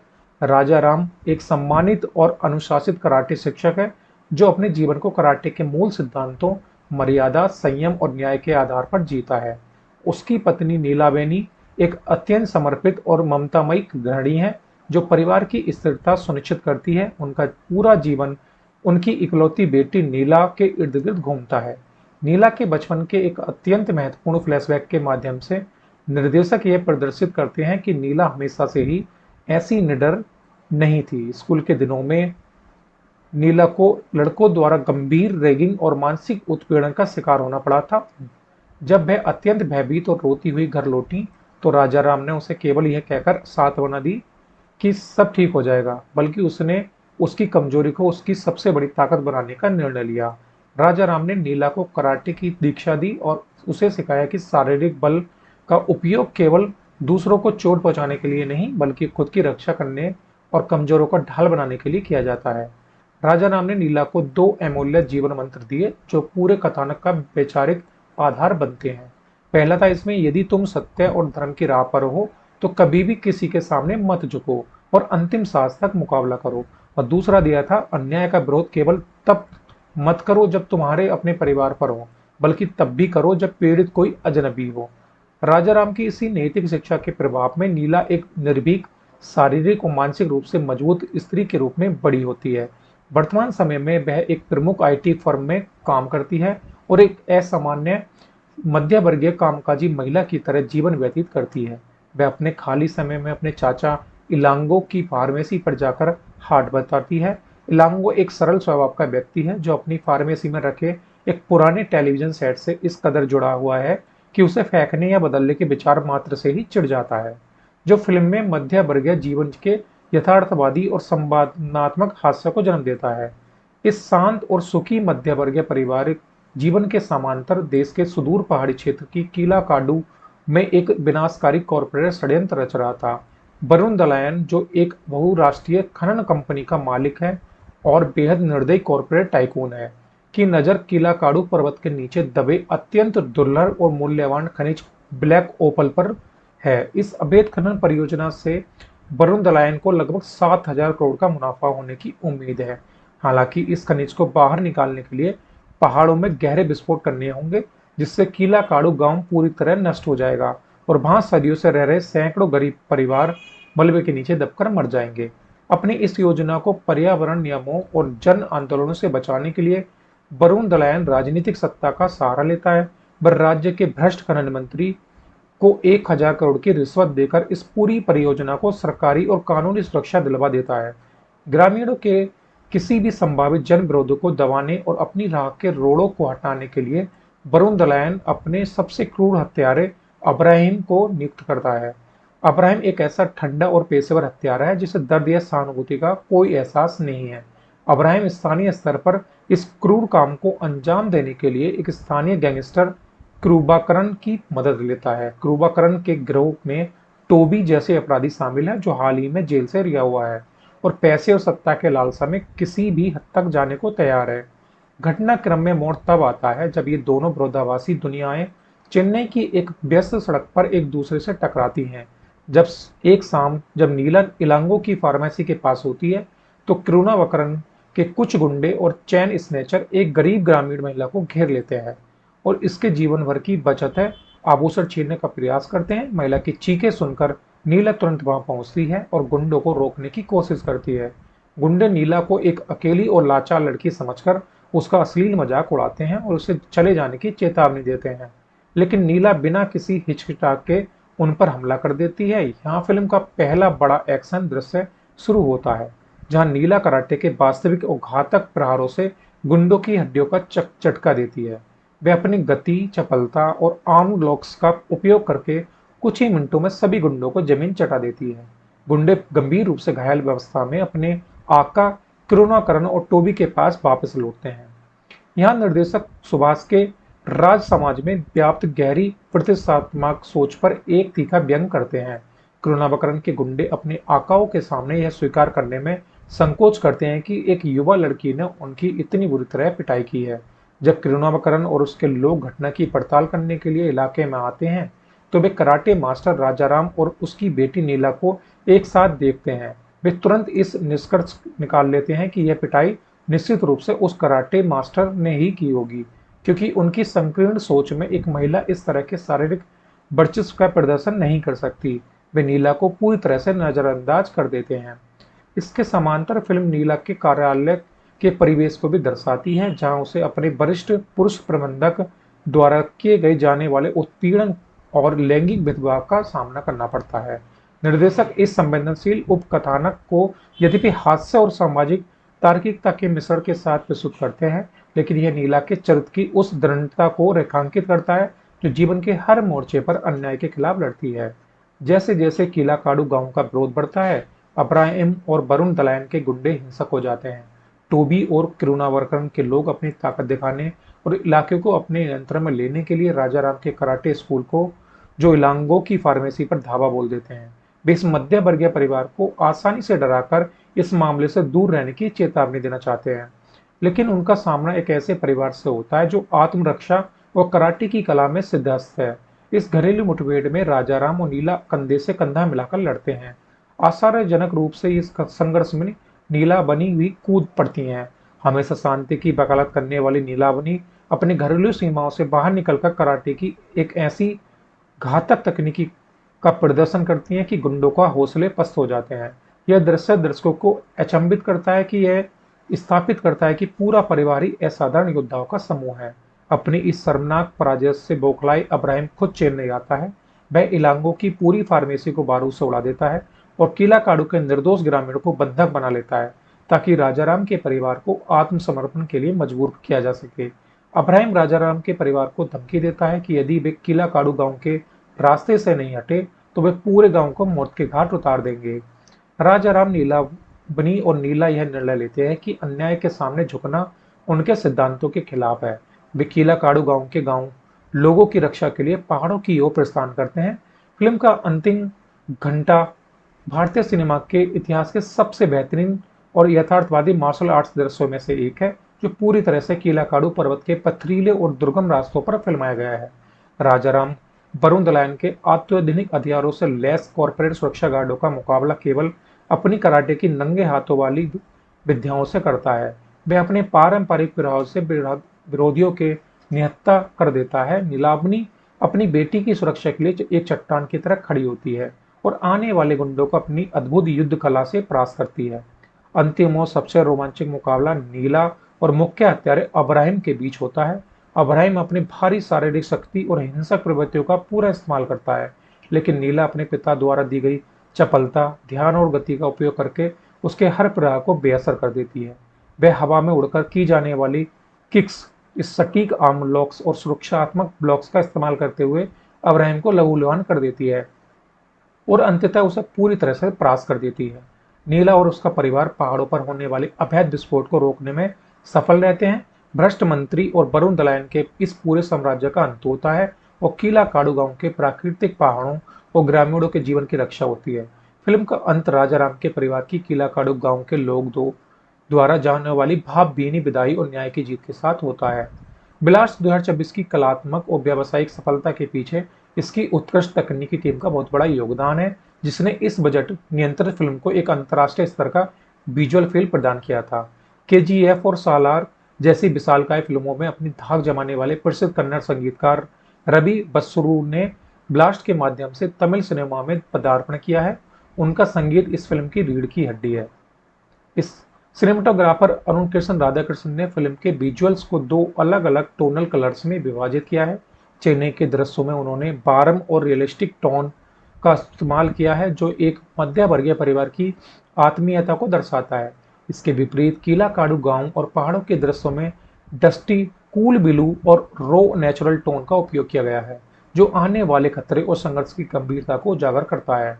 पहाड़ों पर फिल्माए गए ड्रोन शॉट्स और गतिमान कैमरा मूवमेंट एक्शन दृश्यों के ये एक वास्तविक और विशाल स्तर प्रदान करते हैं। प्रदीप ई राघव का चुस्त संपादन फिल्म की गति को नियंत्रित रखने में अत्यंत सफल रहा है। 143 मिनट के रन टाइम में फिल्म कहीं भी उबाऊ या खिंची हुई महसूस नहीं होती है। विशेष रूप से एक्शन दृश्यों में उपयोग की गई स्पीड रैपिंग तकनीक और सटीक कट्स दृश्यों के प्रभाव को बढ़ा देते हैं, जिससे दर्शक हर एक प्रहार और ब्लास्ट को स्पष्ट रूप से महसूस करता है। वर्ष 2026 भारतीय सिनेमा के लिए अत्यंत विविधतापूर्ण और प्रतिस्पर्धी वर्ष रहा है, जहां विभिन्न भाषाओं में कई बड़ी फिल्मों में वेब सीरीज दर्शकों का ध्यान आकर्षित किया है। इस परिदृश्य में ब्लास्ट की स्थिति को समझने के लिए देखा जाए तो ये 2026 की सुपर हिट मूवी में से एक रही है, जिसने काफ़ी शानदार काम किया था और इस मूवी ने 2026 की टॉप मूवी की लिस्ट में अपना नाम दर्ज किया है। ब्लास्ट 2026 के केवल एक मनोरंजन प्रधान एक्शन फिल्म नहीं है, बल्कि यह अपने पीछे कई गहरे वैचारिक और सामाजिक संदेश छोड़ती है, जो समकालीन समाज के लिए एक दर्पण की तरह काम करते हैं। कीलाकाडू पर्वत और दुर्लभ खनिजों के अभेद खनन का कथानक भारत के कई वास्तविक क्षेत्रों में चल रहे पर्यावरण जन आंदोलन की याद दिलाता है। फिल्म कॉरपोरेट जगत के उस अंधाधुंध लालच को रेखांकित करती है जो सतत विकास के दावों के पीछे प्राकृतिक पहाड़ों, नदियों और ग्रामीण संस्कृतियों का विनाश कर रहा है। मंत्री और वरुण दलायन का गठबंधन यह दिखाता है कि कैसे कानून और नीतियां पूंजीपातियों के इशारों पर गरीबों के शोषण का हथियार बन जाती हैं। फिल्म में नीला का चरित्र भारतीय सिनेमा के पारंपरिक नारीवादी विमर्श से आगे जाता है। वह केवल भाषा या सोशल मीडिया पर सशक्तिकरण की बात नहीं करती, बल्कि यह अपने पिता द्वारा दी गई शारीरिक और मानसिक दीक्षा का उपयोग करके जमीन पर अपनी सुरक्षा सुनिश्चित करती है। कार्यस्थल पर यौन उत्पीड़न वाले उपकथानक और चैन स्नेचर की पिटाई वाले दृश्यों के माध्यम से फिल्म यह संदेश देती है कि आधुनिक समाज में महिलाओं के लिए आत्मरक्षा की मार्शल आर्ट्स जैसी कलाओं को सीखना कोई विलासिता नहीं, बल्कि एक अनिवार्य आवश्यकता है। फिल्म का सबसे सुंदर और सकारात्मक पहलू राजा राम के परिवार की आंतरिक एकता है। भारतीय एक्शन सिनेमा में अक्सर देखा गया है कि जब भी नायक किसी भी बड़ी मुसीबत में पड़ता है, उसका परिवार बिखर जाता है या वह अकेला ही लड़ता है। लेकिन ब्लास्ट में पूरा परिवार, पिता, माँ और बेटी एकजुट होकर युद्ध के मैदान में उतरता है और यह हम साथ साथ हैं वाली पारिवारिक भावना एक्शन दृश्यों में एक अनोखा भावनात्मक रस भर देती है, जो दर्शकों को यह सोचने पर मजबूर करती है कि संकट के समय परिवार से बड़ा कोई संबल नहीं होता। ब्लास्ट न केवल व्यावसायिक रूप से एक ब्लॉकबस्टर साबित हुई है, बल्कि आलोचनात्मक दृष्टिकोण से भी इसने समीक्षकों के दिलों में एक विशेष स्थान बनाया है। नवोदित निर्देशक सुभाष के राज ने इस फिल्म के माध्यम से यह साबित कर दिया है कि यदि आपके पास एक मजबूत और प्रशंसिक वैचारिक कथानक हो तो सीमित बजट और बिना किसी अतीतवादी वीएफएक्स के भी विश्व स्तरीय सिनेमाई कीर्ति का निर्माण किया जा सकता है। अर्जुन सर्जा का गरिमापूर्ण प्रदर्शन, प्रीति मुकुंदन की बेजोड़ सफलता और शानदार एक्शन स्किल, अभिरामी का सहज और शक्तिशाली अभिनय और रवि बसरूर का रोमांचक संगीत इस फिल्म के मुख्य स्तंभ है। वर्ष 2026 के सिनेमाई इतिहास में जहां भूत बंगला जैसी फिल्में अपनी पौराणिक फैंटेसी के लिए, मरीचिका अपने मनोवैज्ञानिक रहस्यों के लिए और राख अपने सामाजिक जातिगत यथार्थवाद के लिए जानी जाएंगी, वहीं ब्लास्ट को भी हमेशा भारतीय सिनेमा में एक नई पहचान के रूप में जाना जाएगा। यह फिल्म एक मध्य वर्गीय परिवार को केंद्र में रखती है, जहां कराटे मास्टर पिता, गृहिणी मां और आईटी पेशेवर बेटी तीनों ही मार्शल आर्ट्स की विद्या में असाधारण रूप से प्रशिक्षित और निपुण हैं। यह केवल एक साधारण मारवाड़ वाली फिल्म नहीं है, बल्कि यह एक ऐसे सुपर हीरो परिवार की कहानी है जो व्यवस्थागत भ्रष्टाचार, कॉरपोरेट लालच और स्थानीय गुंडागर्दी के खिलाफ एकजुट होकर अपने सिद्धांतों की रक्षा के लिए युद्ध के मैदान में उतरता है। इस विस्तृत शोध रिपोर्ट के माध्यम से हम ब्लास्ट मूवी के बारे में हम जानेंगे कि यह मूवी कैसी है और इसके बारे में और भी कुछ जानने को मिलेगा। ब्लास्ट का निर्माण अगस्त 2025 में आरंभ हुआ और इसका फिल्मांकन फरवरी 2026 तक भारत के विभिन्न स्थानों पर संपन्न हुआ। एजीएस एंटरटेनमेंट की इस 28वीं परियोजना को प्रारंभ में एजीएस 28 के रूप में विज्ञापित किया गया था, जिसने अपनी घोषणा के समय से ही उद्योग जगत और दर्शकों के बीच भारी उत्सुकता जगाई थी। अगर इसके मूवी के बारे में और जाने तो इसको मूल भाषा तमिल में रिलीज किया गया था। इसके जो मूवी की टाइम था वो लगभग 143 मिनट के आसपास था और इसका निर्देशन किया था सुभाष के राज ने। संवाद और पटकथा थी सुभाष के राज। उत्पादन और वित्त पोषण था Kalpathi S Aghoram, Kalpathi S Ganesh, Kalpathi S Suresh. मुख्य संगीतकार थे इसमें रवि बसूर। सिनेमेटोग्राफी थी अरुण कृष्ण राधाकृष्णन की। संपादन दिया था प्रदीप ई राघव ने और उत्पादन डिजाइनर थे वीरमानी गणेशन। एक्शन डायरेक्टर थे फिनिक्स प्रभु और इसका जो बजट था वो लगभग 18 करोड़ रुपए के आसपास इसका बजट था और बॉक्स ऑफिस पर इसने 70 करोड़ से ज़्यादा की कमाई की, जो कि 2026 की सुपर हिट मूवी में से एक बन गई थी। ओटीटी और डिजिटल प्रसारण इस पर नेटफ्लिक्स पर किया गया था, जो कि 25 जून 2026 से उपलब्ध था। अगर इसके कलाकारों के बारे में और जाने तो हम इसमें राजा राम का किरदार निभाया है अर्जुन सर्जा ने। नीला के किरदार में नजर आई है प्रीति मुकुंदन और नीला बेनी के किरदार में अभिरामी ने शानदार काम किया है। इलांगो ने विवेक प्रसन्ना ने काम किया है और वरुण दलायन ने जॉन कोकेन के किरदार में नजर आए हैं।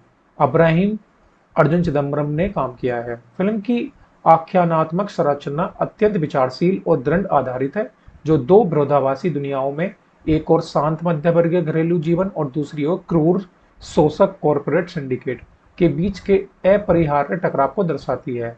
कहानी की पृष्ठभूमि चेन्नई के एक मध्य वर्गीय आवासीय इलाके में स्थापित है।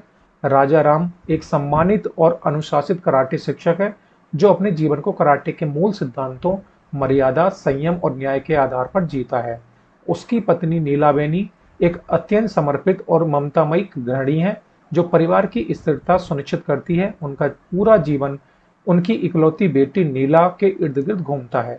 नीला के बचपन के एक अत्यंत महत्वपूर्ण फ्लैशबैक के माध्यम से निर्देशक यह प्रदर्शित करते हैं कि नीला हमेशा से ही ऐसी निडर नहीं थी। स्कूल के दिनों में नीला को लड़कों द्वारा गंभीर रैगिंग और मानसिक उत्पीड़न का शिकार होना पड़ा था।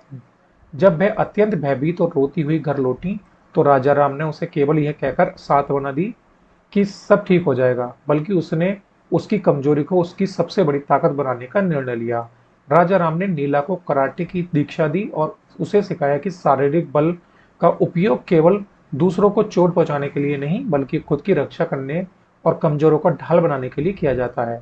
राजा राम ने नीला को 2 अमूल्य जीवन मंत्र दिए जो पूरे कथानक का वैचारिक आधार बनते हैं।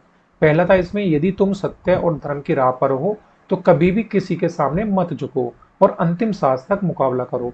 और दूसरा दिया था, अन्याय का विरोध केवल तब मत करो जब तुम्हारे अपने परिवार पर हो, बल्कि तब भी करो जब पीड़ित कोई अजनबी हो। राजा राम की इसी नैतिक शिक्षा के प्रभाव में नीला एक निर्भीक, शारीरिक और मानसिक रूप से मजबूत स्त्री के रूप में बड़ी होती है। वर्तमान समय में वह एक प्रमुख आईटी फर्म में काम करती है और एक असामान्य मध्य वर्गीय कामकाजी महिला की तरह जीवन व्यतीत करती है। वह अपने खाली समय में अपने चाचा इलांगो की फार्मेसी पर जाकर हाट बताती है। इलांगो एक सरल स्वभाव का व्यक्ति है जो अपनी फार्मेसी में रखे एक पुराने टेलीविजन सेट से इस कदर जुड़ा हुआ है कि उसे फेंकने या बदलने के विचार मात्र से ही चिढ़ जाता है, जो फिल्म में मध्य वर्गीय जीवन के यथार्थवादी और संवादात्मक हास्य को जन्म देता है। इस शांत और सुखी मध्य वर्गीय पारिवारिक जीवन के समांतर देश के सुदूर पहाड़ी क्षेत्र की कीलाकाडू में एक विनाशकारी कॉरपोरेट षड्यंत्र रच रहा था। वरुण दलायन, जो एक बहुराष्ट्रीय खनन कंपनी का मालिक है और बेहद निर्दयी कॉरपोरेट टाइकून है, की नजर कीलाकाडू पर्वत के नीचे दबे अत्यंत दुर्लभ और मूल्यवान खनिज ब्लैक ओपल पर है। इस अवैध खनन परियोजना से वरुण दलायन को लगभग 7,000 करोड़ का मुनाफा होने की उम्मीद है। हालांकि इस खनिज को बाहर निकालने के लिए पहाड़ों में गहरे विस्फोट करने होंगे, जिससे कीलाकाडू गांव पूरी तरह नष्ट हो जाएगा और वहां सदियों से रह रहे सैकड़ों गरीब परिवार मलबे के नीचे दबकर मर जाएंगे। अपनी इस योजना को पर्यावरण नियमों और जन आंदोलनों से बचाने के लिए वरुण दलायन राजनीतिक सत्ता का सहारा लेता है। वह राज्य के भ्रष्ट खनन मंत्री को 1,000 करोड़ की रिश्वत देकर इस पूरी परियोजना को सरकारी और कानूनी सुरक्षा दिलवा देता है। ग्रामीणों के किसी भी संभावित जन विरोधों को दबाने और अपनी राह के रोड़ों को हटाने के लिए वरुण दलायन अपने सबसे क्रूर हत्यारे अब्राहिम को नियुक्त करता है। अब्राहिम एक ऐसा ठंडा और पेशेवर हत्यारा है जिसे दर्द या सहानुभूति का कोई एहसास नहीं है। अब्राहिम स्थानीय स्तर पर इस क्रूर काम को अंजाम देने के लिए एक स्थानीय गैंगस्टर क्रूबाकरन की मदद लेता है। क्रूबाकरन के गिरोह में टोबी जैसे अपराधी शामिल हैं जो हाल ही में जेल से रिहा हुआ है और पैसे और सत्ता के लालसा में किसी भी हद तक जाने को तैयार है। घटनाक्रम में मोड़ तब आता है जब ये दोनों विरोधाभासी दुनियाएं चेन्नई की एक व्यस्त सड़क पर एक दूसरे से टकराती हैं। जब एक शाम जब नीला इलांगो की फार्मेसी के पास होती है तो क्रूनावकरन के कुछ गुंडे और चैन स्नैचर एक गरीब ग्रामीण महिला को घेर लेते हैं और इसके जीवन भर की बचत है आभूषण छीनने का प्रयास करते हैं। महिला की चीखें सुनकर नीला तुरंत वहां पहुंचती है और गुंडों को रोकने की कोशिश करती है। गुंडे नीला को एक अकेली और लाचार लड़की समझकर उसका अश्लील मजाक उड़ाते हैं और उसे चले जाने की चेतावनी देते हैं, लेकिन नीला बिना किसी हिचकिचाहट के उन पर हमला कर देती है। यहाँ फिल्म का पहला बड़ा एक्शन दृश्य शुरू होता है जहाँ नीला कराटे के वास्तविक और घातक प्रहारों से गुंडों की हड्डियों का चटका देती है। वे अपनी गति, चपलता और आर्म लॉक्स का उपयोग करके कुछ ही मिनटों में सभी गुंडों को जमीन चटा देती है। गुंडे गंभीर रूप से घायल अवस्था में अपने आका करुणाकरण और टोबी के पास वापस लौटते हैं। यहाँ निर्देशक सुभाष के राज समाज में व्याप्त गहरी प्रतिष्ठात्मक सोच पर एक तीखा व्यंग करते हैं। करुणाकरण के गुंडे अपने आकाओं के सामने यह स्वीकार करने में संकोच करते हैं कि एक युवा लड़की ने उनकी इतनी बुरी तरह पिटाई की है।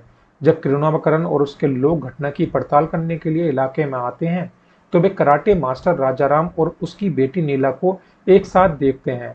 वे तुरंत इस निष्कर्ष निकाल लेते हैं कि यह पिटाई निश्चित रूप से उस कराटे मास्टर ने ही की होगी, क्योंकि उनकी संकीर्ण सोच में एक महिला इस तरह के शारीरिक वर्चस्व का प्रदर्शन नहीं कर सकती। वे नीला को पूरी तरह से नजरअंदाज कर देते हैं। इसके समांतर फिल्म नीला के कार्यालय के परिवेश को भी दर्शाती है, जहां उसे अपने वरिष्ठ पुरुष प्रबंधक द्वारा किए गए जाने वाले उत्पीड़न और लैंगिक भेदभाव का सामना करना पड़ता है।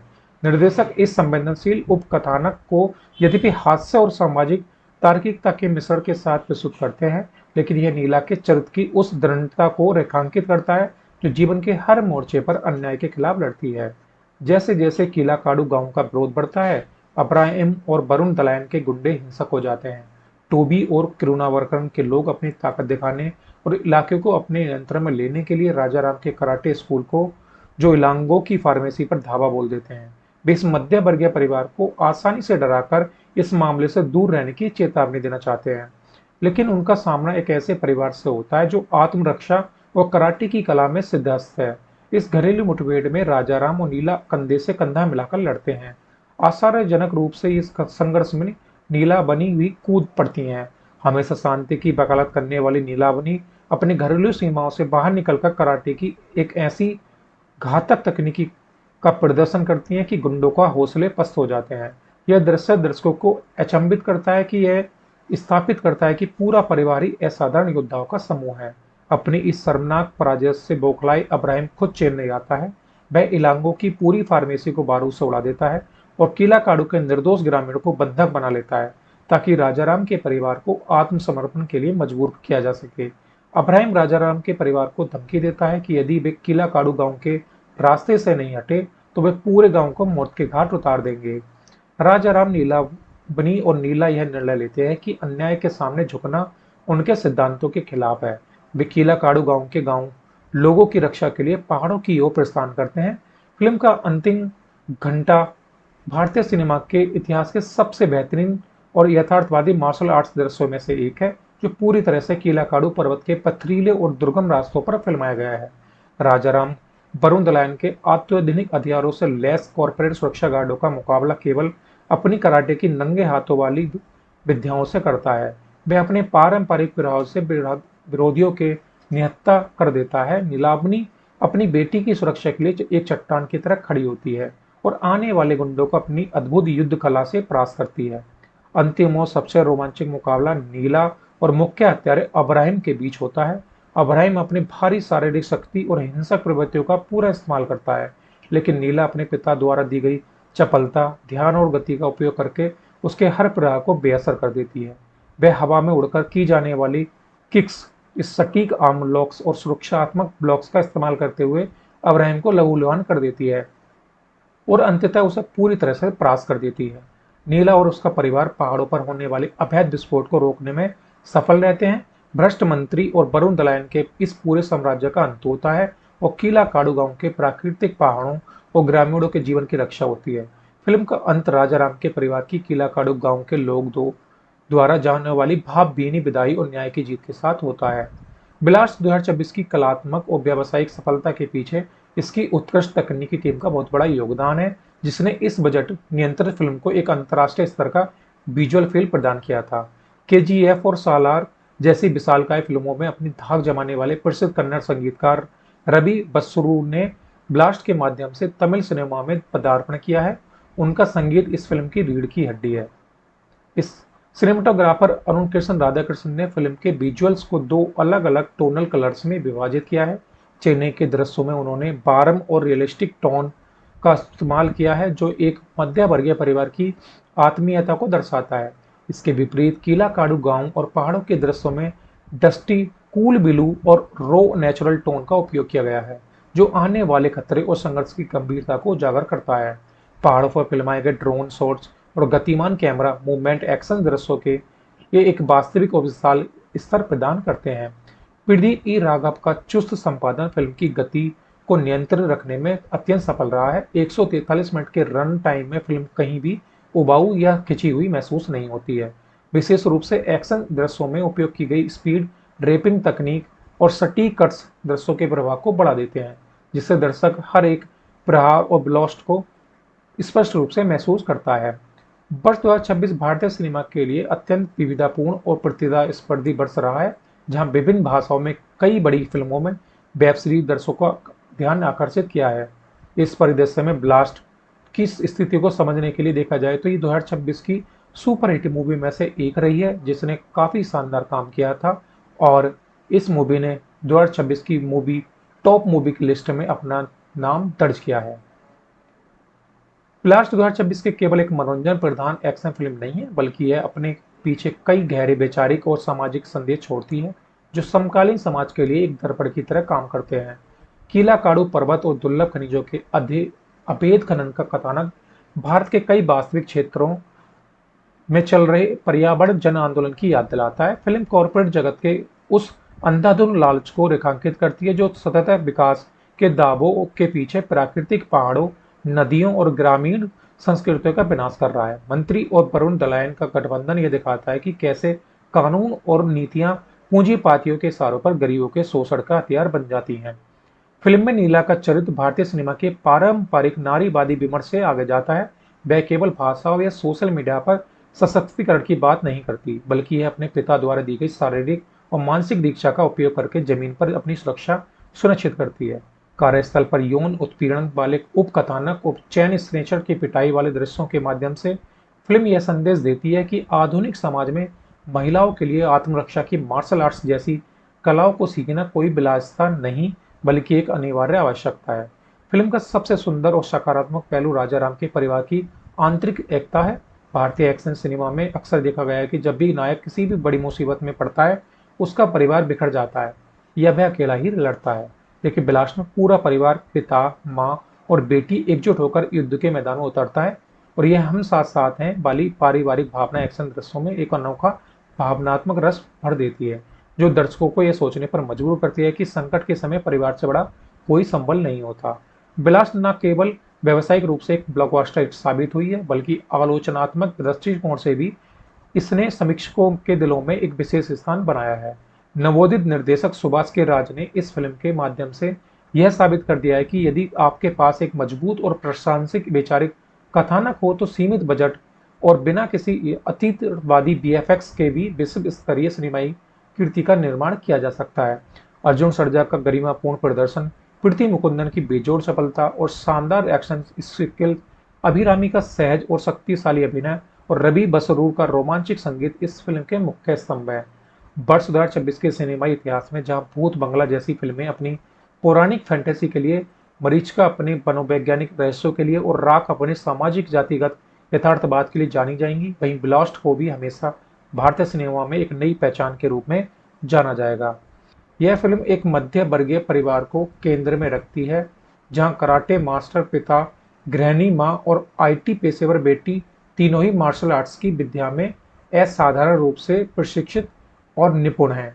यह केवल एक साधारण मारवाड़ वाली फिल्म नहीं है, बल्कि यह एक ऐसे सुपर हीरो परिवार की कहानी है जो व्यवस्थागत भ्रष्टाचार, कॉरपोरेट लालच और स्थानीय गुंडागर्दी के खिलाफ एकजुट होकर अपने सिद्धांतों की रक्षा के लिए युद्ध के मैदान में उतरता है।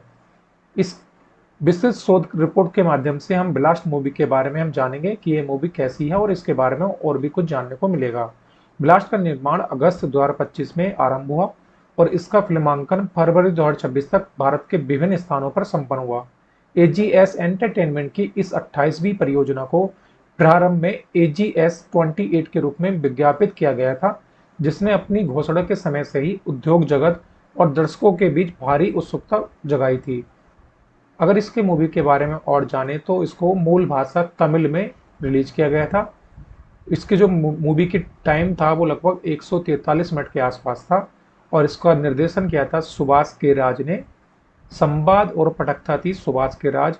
उत्पादन और वित्त पोषण था Kalpathi S Aghoram, Kalpathi S Ganesh, Kalpathi S Suresh. मुख्य संगीतकार थे इसमें रवि बसूर। सिनेमाटोग्राफी थी अरुण कृष्ण राधाकृष्ण की। संपादन दिया था प्रदीप ई राघव ने और उत्पादन डिजाइनर थे वीरमानी गणेशन। एक्शन डायरेक्टर थे फिनिक्स प्रभु और इसका जो बजट था वो लगभग 18 करोड़ रुपए के आसपास इसका बजट था और बॉक्स ऑफिस पर इसने 70 करोड़ से ज़्यादा की कमाई की जो कि 2026 की सुपर हिट मूवी में से एक बन गई थी। ओटीटी और डिजिटल प्रसारण इस पे नेटफ्लिक्स पर किया गया था, जो कि 25 जून 2026 से उपलब्ध था। अगर इसके कलाकारों के बारे में और जाने तो हम इसमें राजा राम का किरदार निभाया है अर्जुन सर्जा ने, नीला के किरदार में नजर आई है प्रीति मुकुंदन, और नीला बेनी के किरदार में अभिरामी ने शानदार काम किया है। इलांगो ने विवेक प्रसन्ना ने काम किया है और वरुण दलायन ने जॉन कोकेन के किरदार में नजर आए हैं। अब्राहिम अर्जुन चिदम्बरम ने काम किया है। फिल्म की आख्यानात्मक संरचना अत्यंत विचारशील और दृढ़ आधारित है, जो दो विरोधाभासी दुनियाओं में, एक और शांत मध्यवर्गीय घरेलू जीवन और दूसरी ओर क्रूर शोषक कॉरपोरेट सिंडिकेट के बीच के अपरिहार्य टकराव को दर्शाती है। कहानी की पृष्ठभूमि चेन्नई के एक मध्य वर्गीय आवासीय इलाके में स्थापित है। राजा राम एक सम्मानित और अनुशासित कराटे शिक्षक है, जो अपने जीवन को कराटे के मूल सिद्धांतों, मर्यादा, संयम और न्याय के आधार पर जीता है। उसकी पत्नी नीलाबेनी एक अत्यंत समर्पित और ममतामयी गृहिणी है, जो परिवार की स्थिरता सुनिश्चित करती है। उनका पूरा जीवन उनकी इकलौती बेटी नीला के इर्द गिर्द घूमता है। नीला के बचपन के एक अत्यंत महत्वपूर्ण फ्लैशबैक के माध्यम से निर्देशक यह प्रदर्शित करते हैं कि नीला हमेशा से ही ऐसी निडर नहीं थी। स्कूल के दिनों में नीला को लड़कों द्वारा गंभीर रैगिंग और मानसिक उत्पीड़न का शिकार होना पड़ा था। जब वह अत्यंत भयभीत और रोती हुई घर लौटी तो राजा राम ने उसे केवल यह कहकर सांत्वना दी कि सब ठीक हो जाएगा, बल्कि उसने उसकी कमजोरी को उसकी सबसे बड़ी ताकत बनाने का निर्णय लिया। राजा राम ने नीला को कराटे की दीक्षा दी और उसे सिखाया कि शारीरिक बल का उपयोग केवल दूसरों को चोट पहुंचाने के लिए नहीं, बल्कि खुद की रक्षा करने और कमजोरों का ढाल बनाने के लिए किया जाता है। राजा राम ने नीला को 2 अमूल्य जीवन मंत्र दिए, जो पूरे कथानक का वैचारिक आधार बनते हैं। पहला था इसमें, यदि तुम सत्य और धर्म की राह पर हो तो कभी भी किसी के सामने मत झुको और अंतिम सांस तक मुकाबला करो। और दूसरा दिया था, अन्याय का विरोध केवल तब मत करो जब तुम्हारे अपने परिवार पर हो, बल्कि तब भी करो जब पीड़ित कोई अजनबी हो। राजा राम की इसी नैतिक शिक्षा के प्रभाव में नीला एक निर्भीक, शारीरिक और मानसिक रूप से मजबूत स्त्री के रूप में बड़ी होती है। वर्तमान समय में वह एक प्रमुख आईटी फर्म में काम करती है और एक असामान्य मध्य वर्गीय कामकाजी महिला की तरह जीवन व्यतीत करती है। वह अपने खाली समय में अपने चाचा इलांगो की फार्मेसी पर जाकर हाट बताती है। इलांगो एक सरल स्वभाव का व्यक्ति है, जो अपनी फार्मेसी में रखे एक पुराने टेलीविजन सेट से इस कदर जुड़ा हुआ है कि उसे फेंकने या बदलने के विचार मात्र से ही चिढ़ जाता है, जो फिल्म में मध्य वर्गीय जीवन के यथार्थवादी और संवादात्मक हास्य को जन्म देता है। इस शांत और सुखी मध्य वर्गीय पारिवारिक जीवन के समांतर देश के सुदूर पहाड़ी क्षेत्र की कीलाकाडू में एक विनाशकारी कॉरपोरेट षड्यंत्र रच रहा था। वरुण दलायन, जो एक बहुराष्ट्रीय खनन कंपनी का मालिक है और बेहद निर्दयी कॉरपोरेट टाइकून है, की नजर कीलाकाडू पर्वत के नीचे दबे अत्यंत दुर्लभ और मूल्यवान खनिज ब्लैक ओपल पर है। इस अवैध खनन परियोजना से वरुण दलायन को लगभग 7,000 करोड़ का मुनाफा होने की उम्मीद है। हालांकि इस खनिज को बाहर निकालने के लिए पहाड़ों में गहरे विस्फोट करने होंगे, जिससे कीलाकाडू गांव पूरी तरह नष्ट हो जाएगा और वहां सदियों से रह रहे सैकड़ों गरीब परिवार मलबे के नीचे दबकर मर जाएंगे। अपनी इस योजना को पर्यावरण नियमों और जन आंदोलनों से बचाने के लिए वरुण दलायन राजनीतिक सत्ता का सहारा लेता है।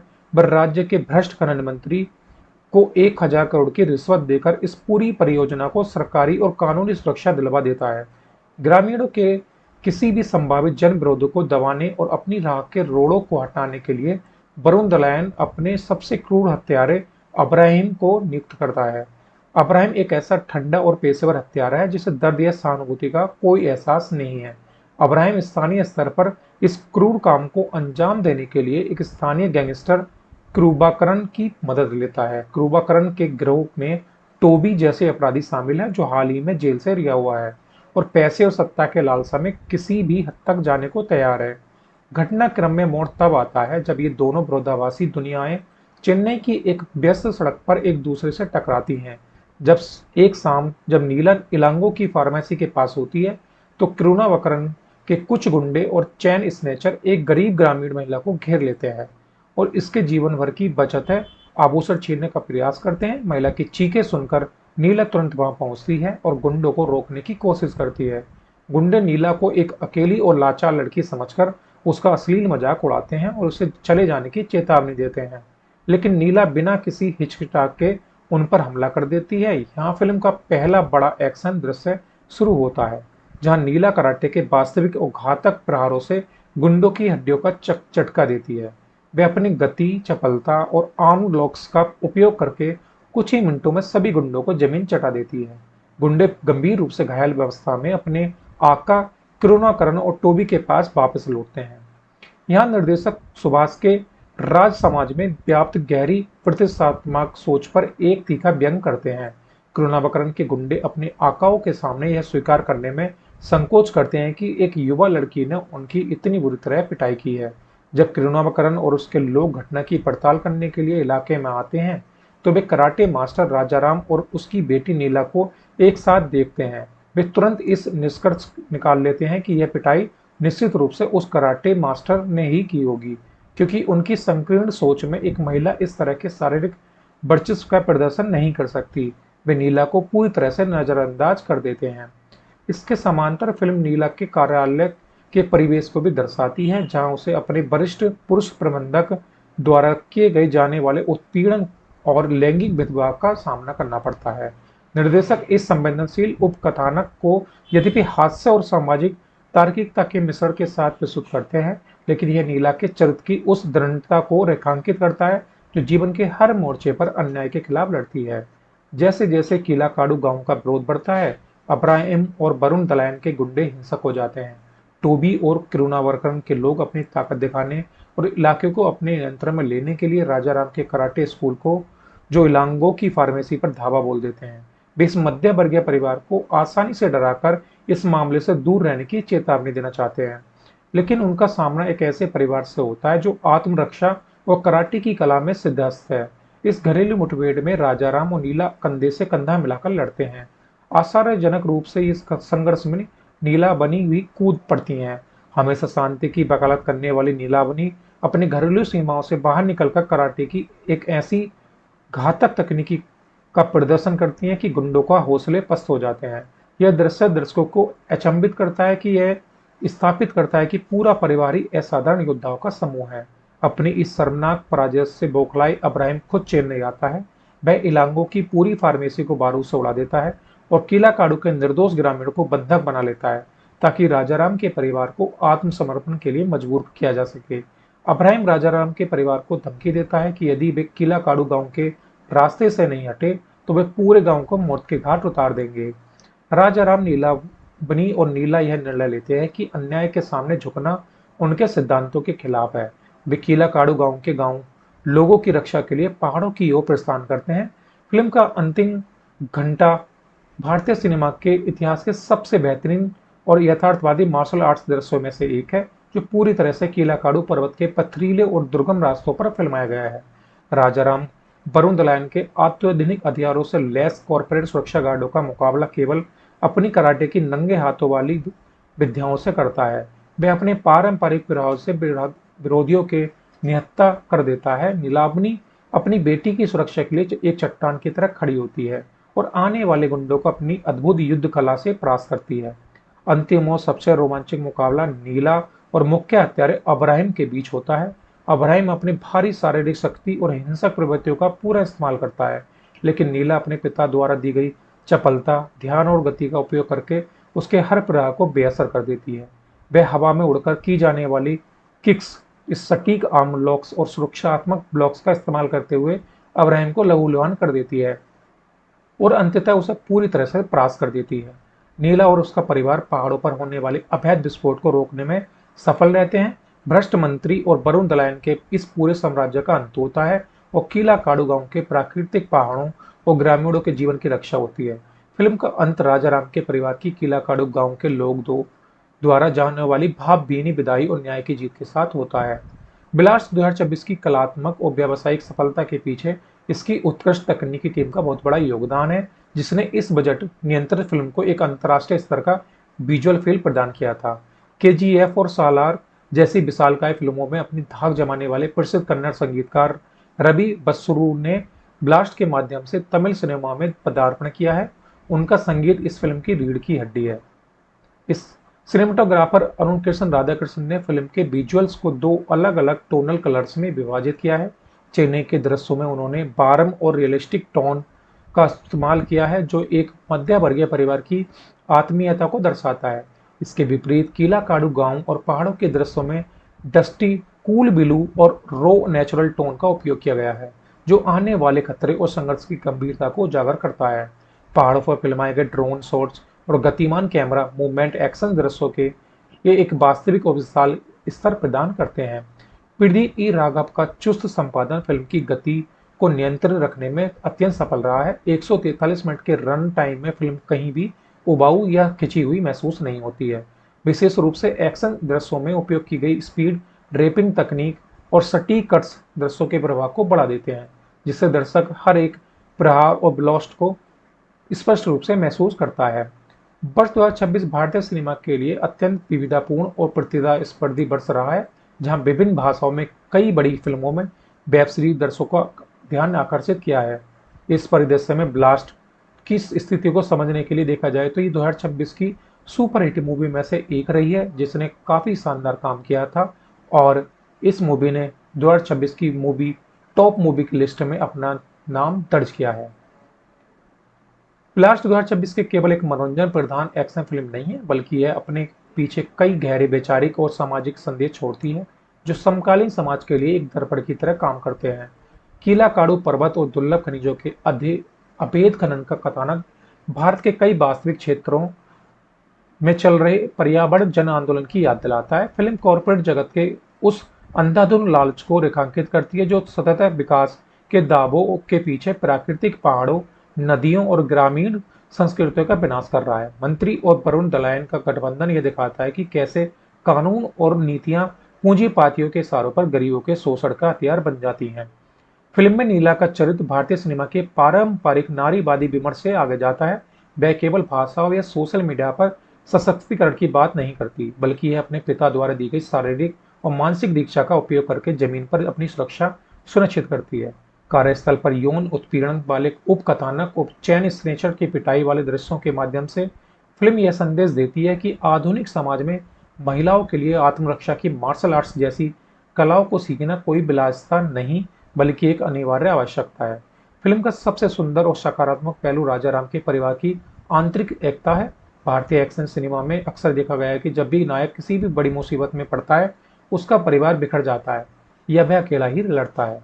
लेकिन ब्लास्ट में पूरा परिवार, पिता, माँ और बेटी एकजुट होकर युद्ध के मैदान में उतरता है और यह हम साथ साथ हैं वाली पारिवारिक भावना एक्शन दृश्यों में एक अनोखा भावनात्मक रस भर देती है, जो दर्शकों को यह सोचने पर मजबूर करती है कि संकट के समय परिवार से बड़ा कोई संबल नहीं होता। ब्लास्ट न केवल व्यावसायिक रूप से एक ब्लॉकबस्टर हिट साबित हुई है, बल्कि आलोचनात्मक दृष्टिकोण से भी इसने समीक्षकों के दिलों में एक विशेष स्थान बनाया है। नवोदित निर्देशक सुभाष के राज ने इस फिल्म के माध्यम से यह साबित कर दिया है कि यदि आपके पास एक मजबूत और प्रासंगिक वैचारिक कथानक हो तो सीमित बजट और बिना किसी अतीतवादी वीएफएक्स के भी विश्व स्तरीय सिनेमाई कीर्ति का निर्माण किया जा सकता है। अर्जुन सर्जा का गरिमापूर्ण प्रदर्शन, प्रीति मुकुंदन की बेजोड़ सफलता और शानदार एक्शन स्किल, अभिरामी का सहज और शक्तिशाली अभिनय और रवि बसरूर का रोमांचक संगीत इस फिल्म के मुख्य स्तंभ है। वर्ष 2026 के सिनेमाई इतिहास में जहां भूत बंगला जैसी फिल्में अपनी पौराणिक फैंटेसी के लिए, मरीचिका अपने मनोवैज्ञानिक रहस्यों के लिए और राख अपने सामाजिक जातिगत यथार्थवाद के लिए जानी जाएंगी, वहीं ब्लास्ट को भी हमेशा भारतीय सिनेमा में एक नई पहचान के रूप में जाना जाएगा। ब्लास्ट इस स्थापित रूढ़िवादिता को न केवल खंडित करती है, बल्कि यह एक्शन के जॉनर को एक नई परिभाषा भी देती है। यह फिल्म एक मध्य वर्गीय परिवार को केंद्र में रखती है, जहां कराटे मास्टर पिता, गृहिणी मां और आईटी पेशेवर बेटी तीनों ही मार्शल आर्ट्स की विद्या में असाधारण रूप से प्रशिक्षित और निपुण हैं। यह केवल एक साधारण मारवाड़ वाली फिल्म नहीं है, बल्कि यह एक ऐसे सुपर हीरो परिवार की कहानी है जो व्यवस्थागत भ्रष्टाचार, कॉरपोरेट लालच और स्थानीय गुंडागर्दी के खिलाफ एकजुट होकर अपने सिद्धांतों की रक्षा के लिए युद्ध के मैदान में उतरता है। इस विस्तृत शोध रिपोर्ट के माध्यम से हम ब्लास्ट मूवी के बारे में हम जानेंगे कि यह मूवी कैसी है और इसके बारे में और भी कुछ जानने को मिलेगा। ब्लास्ट का निर्माण अगस्त 2025 में आरंभ हुआ और इसका फिल्मांकन फरवरी 2026 तक भारत के विभिन्न स्थानों पर संपन्न हुआ। एजीएस एंटरटेनमेंट की इस 28वीं परियोजना को प्रारंभ में एजीएस 28 के रूप में विज्ञापित किया गया था, जिसने अपनी घोषणा के समय से ही उद्योग जगत और दर्शकों के बीच भारी उत्सुकता जगाई थी। अगर इसके मूवी के बारे में और जाने तो इसको मूल भाषा तमिल में रिलीज किया गया था। इसके जो मूवी की टाइम था वो लगभग 143 मिनट के आसपास था और इसका निर्देशन किया था सुभाष के राज ने। संवाद और पटकथा थी सुभाष के राज। उत्पादन और वित्त पोषण था Kalpathi S Aghoram, Kalpathi S Ganesh, Kalpathi S Suresh. मुख्य संगीतकार थे इसमें रवि बसूर। सिनेमेटोग्राफी थी अरुण कृष्ण राधाकृष्णन की। संपादन दिया था प्रदीप ई राघव ने और उत्पादन डिजाइनर थे वीरमानी गणेशन। एक्शन डायरेक्टर थे फिनिक्स प्रभु और इसका जो बजट था वो लगभग 18 करोड़ रुपए के आसपास इसका बजट था और बॉक्स ऑफिस पर इसने 70 करोड़ से ज़्यादा की कमाई की, जो कि 2026 की सुपर हिट मूवी में से एक बन गई थी। ओटीटी और डिजिटल प्रसारण इस पर नेटफ्लिक्स पर किया गया था, जो कि 25 जून 2026 से उपलब्ध था। अगर इसके कलाकारों के बारे में और जाने तो हम इसमें राजा राम का किरदार निभाया है अर्जुन सर्जा ने। नीला के किरदार में नजर आई है प्रीति मुकुंदन और नीला बेनी के किरदार में अभिरामी ने शानदार काम किया है। इलांगो ने विवेक प्रसन्ना ने काम किया है और वरुण दलायन ने जॉन कोकेन के किरदार में नजर आए हैं। अब्राहिम अर्जुन चिदम्बरम ने काम किया है। फिल्म की आख्यानात्मक संरचना अत्यंत विचारशील और दृढ़ आधारित है, जो दो विरोधाभासी दुनियाओं में, एक और शांत मध्यवर्गीय घरेलू जीवन और दूसरी ओर क्रूर शोषक कॉरपोरेट सिंडिकेट के बीच के अपरिहार्य टकराव को दर्शाती है। कहानी की पृष्ठभूमि चेन्नई के एक मध्य वर्गीय आवासीय इलाके में स्थापित है। राजा राम एक सम्मानित और अनुशासित कराटे शिक्षक है, जो अपने जीवन को कराटे के मूल सिद्धांतों, मर्यादा, संयम और न्याय के आधार पर जीता है। उसकी पत्नी नीलाबेनी एक अत्यंत समर्पित और ममतामयी गृहिणी है, जो परिवार की स्थिरता सुनिश्चित करती है। उनका पूरा जीवन उनकी इकलौती बेटी नीला के इर्द गिर्द घूमता है। नीला के बचपन के एक अत्यंत महत्वपूर्ण फ्लैशबैक के माध्यम से निर्देशक यह प्रदर्शित करते हैं कि नीला हमेशा से ही ऐसी निडर नहीं थी। स्कूल के दिनों में नीला को लड़कों द्वारा गंभीर रैगिंग और मानसिक उत्पीड़न का शिकार होना पड़ा था। जब वह अत्यंत भयभीत और रोती हुई घर लौटी तो राजा राम ने उसे केवल यह कहकर सांत्वना दी कि सब ठीक हो जाएगा, बल्कि उसने उसकी कमजोरी को उसकी सबसे बड़ी ताकत बनाने का निर्णय लिया। राजा राम ने नीला को कराटे की दीक्षा दी और उसे सिखाया कि शारीरिक बल का उपयोग केवल दूसरों को चोट पहुंचाने के लिए नहीं, बल्कि खुद की रक्षा करने और कमजोरों को ढाल बनाने के लिए किया जाता है। राजा राम ने नीला को 2 अमूल्य जीवन मंत्र दिए, जो पूरे कथानक का वैचारिक आधार बनते हैं। पहला था इसमें, यदि तुम सत्य और धर्म की राह पर हो तो कभी भी किसी के सामने मत झुको और अंतिम सांस तक मुकाबला करो। और दूसरा दिया था, अन्याय का विरोध केवल तब मत करो जब तुम्हारे अपने परिवार पर हो, बल्कि तब भी करो जब पीड़ित कोई अजनबी हो। राजा राम की इसी नैतिक शिक्षा के प्रभाव में नीला एक निर्भीक, शारीरिक और मानसिक रूप से मजबूत स्त्री के रूप में बड़ी होती है। वर्तमान समय में वह एक प्रमुख आईटी फर्म में काम करती है और एक असामान्य मध्य वर्गीय कामकाजी महिला की तरह जीवन व्यतीत करती है। वह अपने खाली समय में अपने चाचा इलांगो की फार्मेसी पर जाकर हाट बताती है। इलांगो एक सरल स्वभाव का व्यक्ति है, जो अपनी फार्मेसी में रखे एक पुराने टेलीविजन सेट से इस कदर जुड़ा हुआ है कि उसे फेंकने या बदलने के विचार मात्र से ही चिढ़ जाता है, जो फिल्म में मध्य वर्गीय जीवन के यथार्थवादी और संवादात्मक हास्य को जन्म देता है। इस शांत और सुखी मध्य वर्गीय पारिवारिक जीवन के समांतर देश के सुदूर पहाड़ी क्षेत्र की कीलाकाडू में एक विनाशकारी कॉरपोरेट षड्यंत्र रच रहा था।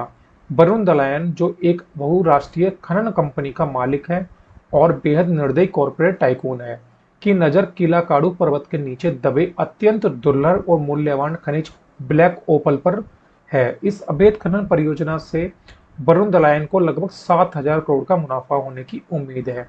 हालांकि इस खनिज को बाहर निकालने के लिए पहाड़ों में गहरे विस्फोट करने होंगे, जिससे कीलाकाडू गांव पूरी तरह नष्ट हो जाएगा और वहां सदियों से रह रहे सैकड़ों गरीब परिवार मलबे के नीचे दबकर मर जाएंगे। अपनी इस योजना को पर्यावरण नियमों और जन आंदोलनों से बचाने के लिए वरुण दलायन राजनीतिक सत्ता का सहारा लेता है। वह राज्य के भ्रष्ट खनन मंत्री को 1,000 करोड़ की रिश्वत देकर इस पूरी परियोजना को सरकारी और कानूनी सुरक्षा दिलवा देता है। ग्रामीणों के किसी भी संभावित जन विरोधों को दबाने और अपनी राह के रोड़ों को हटाने के लिए वरुण दलायन अपने सबसे क्रूर हत्यारे अब्राहिम को नियुक्त करता है। अब्राहिम एक ऐसा ठंडा और पेशेवर हत्यारा है जिसे दर्द या सहानुभूति का कोई एहसास नहीं है। अब्राहिम स्थानीय स्तर पर इस क्रूर काम को अंजाम देने के लिए एक स्थानीय गैंगस्टर क्रूबाकरन की मदद लेता है। क्रूबाकरन के गिरोह में टोबी जैसे अपराधी शामिल हैं जो हाल ही में जेल से रिहा हुआ है और पैसे और सत्ता के लालसा में किसी भी हद तक जाने को तैयार है। घटनाक्रम में मोड़ तब आता है जब ये दोनों विरोधाभासी दुनियाएं चेन्नई की एक व्यस्त सड़क पर एक दूसरे से टकराती हैं। जब एक शाम जब नीला इलांगो की फार्मेसी के पास होती है तो करुणावकरन के कुछ गुंडे और चैन स्नेचर एक गरीब ग्रामीण महिला को घेर लेते हैं और इसके जीवन भर की बचत है आभूषण छीनने का प्रयास करते हैं। महिला की चीखें सुनकर नीला तुरंत वहां पहुंचती है और गुंडों को रोकने की कोशिश करती है। गुंडे नीला को एक अकेली और लाचार लड़की समझकर उसका अश्लील मजाक उड़ाते हैं और उसे चले जाने की चेतावनी देते हैं, लेकिन नीला बिना किसी हिचकिचाहट के उन पर हमला कर देती है। यहाँ फिल्म का पहला बड़ा एक्शन दृश्य शुरू होता है जहाँ नीला कराटे के वास्तविक और घातक प्रहारों से गुंडों की हड्डियों का चटका देती है। वे अपनी गति, चपलता और आर्म लॉक्स का उपयोग करके कुछ ही मिनटों में सभी गुंडों को जमीन चटा देती है। गुंडे गंभीर रूप से घायल अवस्था में अपने आका करुणाकरन और टोबी के पास वापस लौटते हैं। यहाँ निर्देशक सुभाष के राज समाज में व्याप्त गहरी प्रतिष्ठात्मक सोच पर एक तीखा व्यंग करते हैं। करुणावकरन के गुंडे अपने आकाओं के सामने यह स्वीकार करने में संकोच करते हैं कि एक युवा लड़की ने उनकी इतनी बुरी तरह पिटाई की है।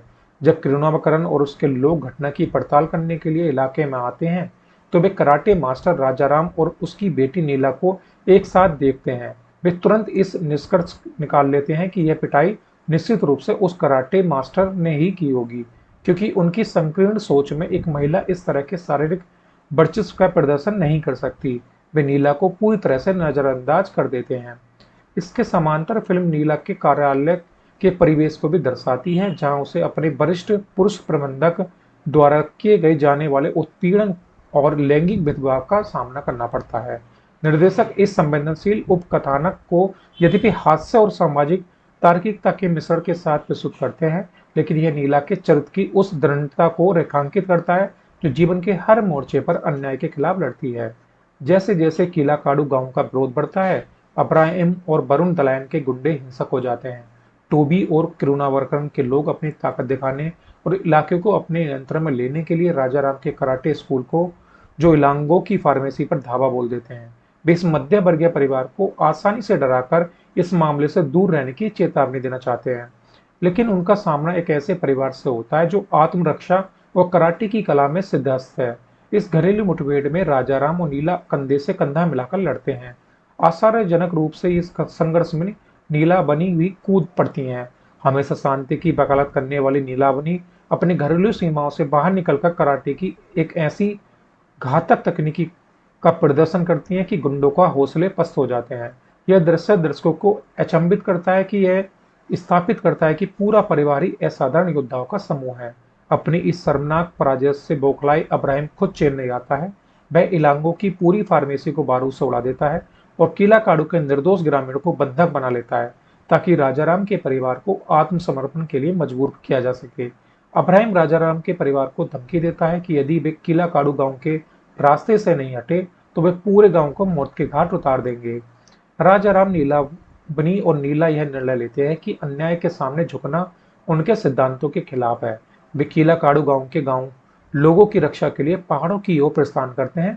फिल्म का अंतिम घंटा भारतीय सिनेमा के इतिहास के सबसे बेहतरीन और यथार्थवादी मार्शल आर्ट्स दृश्यों में से एक है, जो पूरी तरह से कीलाकाडू पर्वत के पथरीले और दुर्गम रास्तों पर फिल्माया गया है।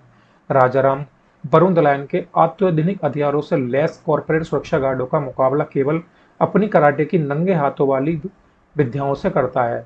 वह अपने पारंपरिक प्रभाव से विरोधियों के निहत्ता कर देता है। नीलाबनी अपनी बेटी की सुरक्षा के लिए एक चट्टान की तरह खड़ी होती है और आने वाले गुंडों को अपनी अद्भुत युद्ध कला से परास्त करती है। अंतिम और सबसे रोमांचक मुकाबला नीला और मुख्य हत्यारे अब्राहिम के बीच होता है। अब्राहिम अपनी भारी शारीरिक शक्ति और हिंसक प्रवृत्तियों का पूरा इस्तेमाल करता है, लेकिन नीला अपने पिता द्वारा दी गई चपलता, ध्यान और गति का उपयोग करके उसके हर प्रहार को बेअसर कर देती है। वह हवा में उड़कर की जाने वाली किक्स इस सटीक आर्म लॉक्स और सुरक्षात्मक ब्लॉक्स का इस्तेमाल करते हुए अब्राहम को लहूलुहान कर देती है और अंततः उसे पूरी तरह से परास्त कर देती है। नीला और उसका परिवार पहाड़ों पर होने वाले अवैध विस्फोट को रोकने में सफल रहते हैं। भ्रष्ट मंत्री और वरुण दलायन के इस पूरे साम्राज्य का अंत होता है और किला काडू गांव के प्राकृतिक पहाड़ों और ग्रामीणों के जीवन की रक्षा होती है। फिल्म का अंत राजा राम के परिवार की किला काडू गांव के लोग द्वारा जाने वाली भावभीनी विदाई और न्याय की जीत के साथ होता है। ब्लास्ट 2026 की कलात्मक और व्यावसायिक सफलता के पीछे इसकी उत्कृष्ट तकनीकी टीम का बहुत बड़ा योगदान है, जिसने इस बजट नियंत्रित फिल्म को एक अंतर्राष्ट्रीय स्तर का विजुअल फील प्रदान किया था। KGF और सालार जैसी विशालकाय फिल्मों में अपनी धाक जमाने वाले प्रसिद्ध कन्नड़ संगीतकार रवि बसरूर ने ब्लास्ट के माध्यम से तमिल सिनेमा में पदार्पण किया है। उनका संगीत इस फिल्म की रीढ़ की हड्डी है। इस सिनेमाटोग्राफर अरुण कृष्ण राधाकृष्ण ने फिल्म के विजुअल्स को 2 अलग अलग टोनल कलर्स में विभाजित किया है। चेन्नई के दृश्यों में उन्होंने बारम और रियलिस्टिक टोन का इस्तेमाल किया है, जो एक मध्य वर्गीय परिवार की आत्मीयता को दर्शाता है। इसके विपरीत किला काडू गांव और पहाड़ों के दृश्यों में डस्टी, कूल ब्लू और रो नेचुरल टोन का उपयोग किया गया है, जो आने वाले खतरे और संघर्ष की गंभीरता को उजागर करता है। पहाड़ों पर फिल्माए गए ड्रोन शॉट्स और गतिमान कैमरा मूवमेंट एक्शन दृश्यों के ये एक वास्तविक और विशाल स्तर प्रदान करते हैं। प्रदीप ई राघव का चुस्त संपादन फिल्म की गति को नियंत्रित रखने में अत्यंत सफल रहा है। 143 मिनट के रन टाइम में फिल्म कहीं भी उबाऊ या खिंची हुई महसूस नहीं होती है। विशेष रूप से एक्शन दृश्यों में उपयोग की गई स्पीड ड्रेपिंग तकनीक और सटीक कट्स दृश्यों के प्रभाव को बढ़ा देते हैं, जिससे दर्शक हर एक प्रहार और ब्लास्ट को स्पष्ट रूप से महसूस करता है। वर्ष 2026 भारतीय सिनेमा के लिए अत्यंत विविधतापूर्ण और प्रतिस्पर्धी वर्ष रहा है, जहां विभिन्न भाषाओं में कई बड़ी फिल्मों में वेब सीरीज दर्शकों का ध्यान आकर्षित किया है। इस परिदृश्य में ब्लास्ट की स्थिति को समझने के लिए देखा जाए तो ये 2026 की सुपरहिट मूवी में से एक रही है, जिसने काफी शानदार काम किया था और इस मूवी ने 2026 की टॉप मूवी की लिस्ट में अपना नाम दर्ज किया है। ब्लास्ट 2026 के केवल एक मनोरंजन प्रधान एक्शन फिल्म नहीं है, बल्कि यह अपने पीछे कई गहरे वैचारिक और सामाजिक संदेश छोड़ती है, जो समकालीन समाज के लिए एक दर्पण की तरह काम करते हैं। किला काडू पर्वत और दुर्लभ खनिजों के अभेद खनन का कथानक भारत के कई वास्तविक क्षेत्रों में चल रहे पर्यावरण जन आंदोलन की याद दिलाता है। फिल्म कॉर्पोरेट जगत के उस अंधाधुंध लालच को रेखांकित करती है, जो सतत विकास के दावों के पीछे प्राकृतिक पहाड़ों, नदियों और ग्रामीण संस्कृतियों का विनाश कर रहा है। मंत्री और वरुण दलायन का गठबंधन यह दिखाता है कि कैसे कानून और नीतियां पूंजीपातियों के इशारों पर गरीबों के शोषण का हथियार बन जाती हैं। फिल्म में नीला का चरित्र भारतीय सिनेमा के पारंपरिक नारीवादी विमर्श से आगे जाता है। वह केवल भाषा या सोशल मीडिया पर सशक्तिकरण की बात नहीं करती, बल्कि यह अपने पिता द्वारा दी गई शारीरिक और मानसिक दीक्षा का उपयोग करके जमीन पर अपनी सुरक्षा सुनिश्चित करती है। कार्यस्थल पर यौन उत्पीड़न वाले उपकथानक और चैन स्नेचर की पिटाई वाले दृश्यों के माध्यम से फिल्म यह संदेश देती है कि आधुनिक समाज में महिलाओं के लिए आत्मरक्षा की मार्शल आर्ट्स जैसी कलाओं को सीखना कोई विलासिता नहीं, बल्कि एक अनिवार्य आवश्यकता है। फिल्म का सबसे सुंदर और सकारात्मक पहलू राजा राम के परिवार की आंतरिक एकता है। भारतीय एक्शन सिनेमा में अक्सर देखा गया है कि जब भी नायक किसी भी बड़ी मुसीबत में पड़ता है, उसका परिवार बिखर जाता है या वह अकेला ही लड़ता है। लेकिन ब्लास्ट में पूरा परिवार, पिता, माँ और बेटी एकजुट होकर युद्ध के मैदान में उतरता है और यह हम साथ साथ हैं वाली पारिवारिक भावना एक्शन दृश्यों में एक अनोखा भावनात्मक रस भर देती है, जो दर्शकों को यह सोचने पर मजबूर करती है कि संकट के समय परिवार से बड़ा कोई संबल नहीं होता। ब्लास्ट न केवल व्यावसायिक रूप से एक ब्लॉकबस्टर हिट साबित हुई है, बल्कि आलोचनात्मक दृष्टिकोण से भी इसने समीक्षकों के दिलों में एक विशेष स्थान बनाया है। नवोदित निर्देशक सुभाष के राज ने इस फिल्म के माध्यम से यह साबित कर दिया है कि यदि आपके पास एक मजबूत और प्रासंगिक वैचारिक कथानक हो तो सीमित बजट और बिना किसी अतीतवादी VFX के भी विश्व स्तरीय सिनेमाई कीर्ति का निर्माण किया जा सकता है। अर्जुन सर्जा का गरिमापूर्ण प्रदर्शन, प्रीति मुकुंदन की बेजोड़ सफलता और शानदार एक्शन स्किल, अभिरामी का सहज और शक्तिशाली अभिनय और रवि बसरूर का रोमांचक संगीत इस फिल्म के मुख्य स्तंभ है। वर्ष 2026 के सिनेमाई इतिहास में जहां भूत बंगला जैसी फिल्में अपनी पौराणिक फैंटेसी के लिए, मरीचिका अपने मनोवैज्ञानिक रहस्यों के लिए और राख अपने सामाजिक जातिगत यथार्थवाद के लिए जानी जाएंगी, वहीं ब्लास्ट को भी हमेशा भारतीय सिनेमा में एक नई पहचान के रूप में जाना जाएगा। जिसने 2026 के इस युग में यह फिल्म आने वाले समय के युवा निर्देशकों और कहानीकारों के लिए एक मील का पत्थर है, जो यह सीख देता है कि सिनेमा जब अपनी मिट्टी, अपने सिद्धांतों और अपनी सीमाओं के प्रति ईमानदार रहता है तो वह वास्तव में एक महागाथा बन जाता है। तो ये थी 2026 की सुपरहिट मूवी ब्लास्ट, जो कि अगर आपने नहीं देखी है तो इसको आप आसानी से OTT प्लेटफॉर्म पर देख सकते हैं।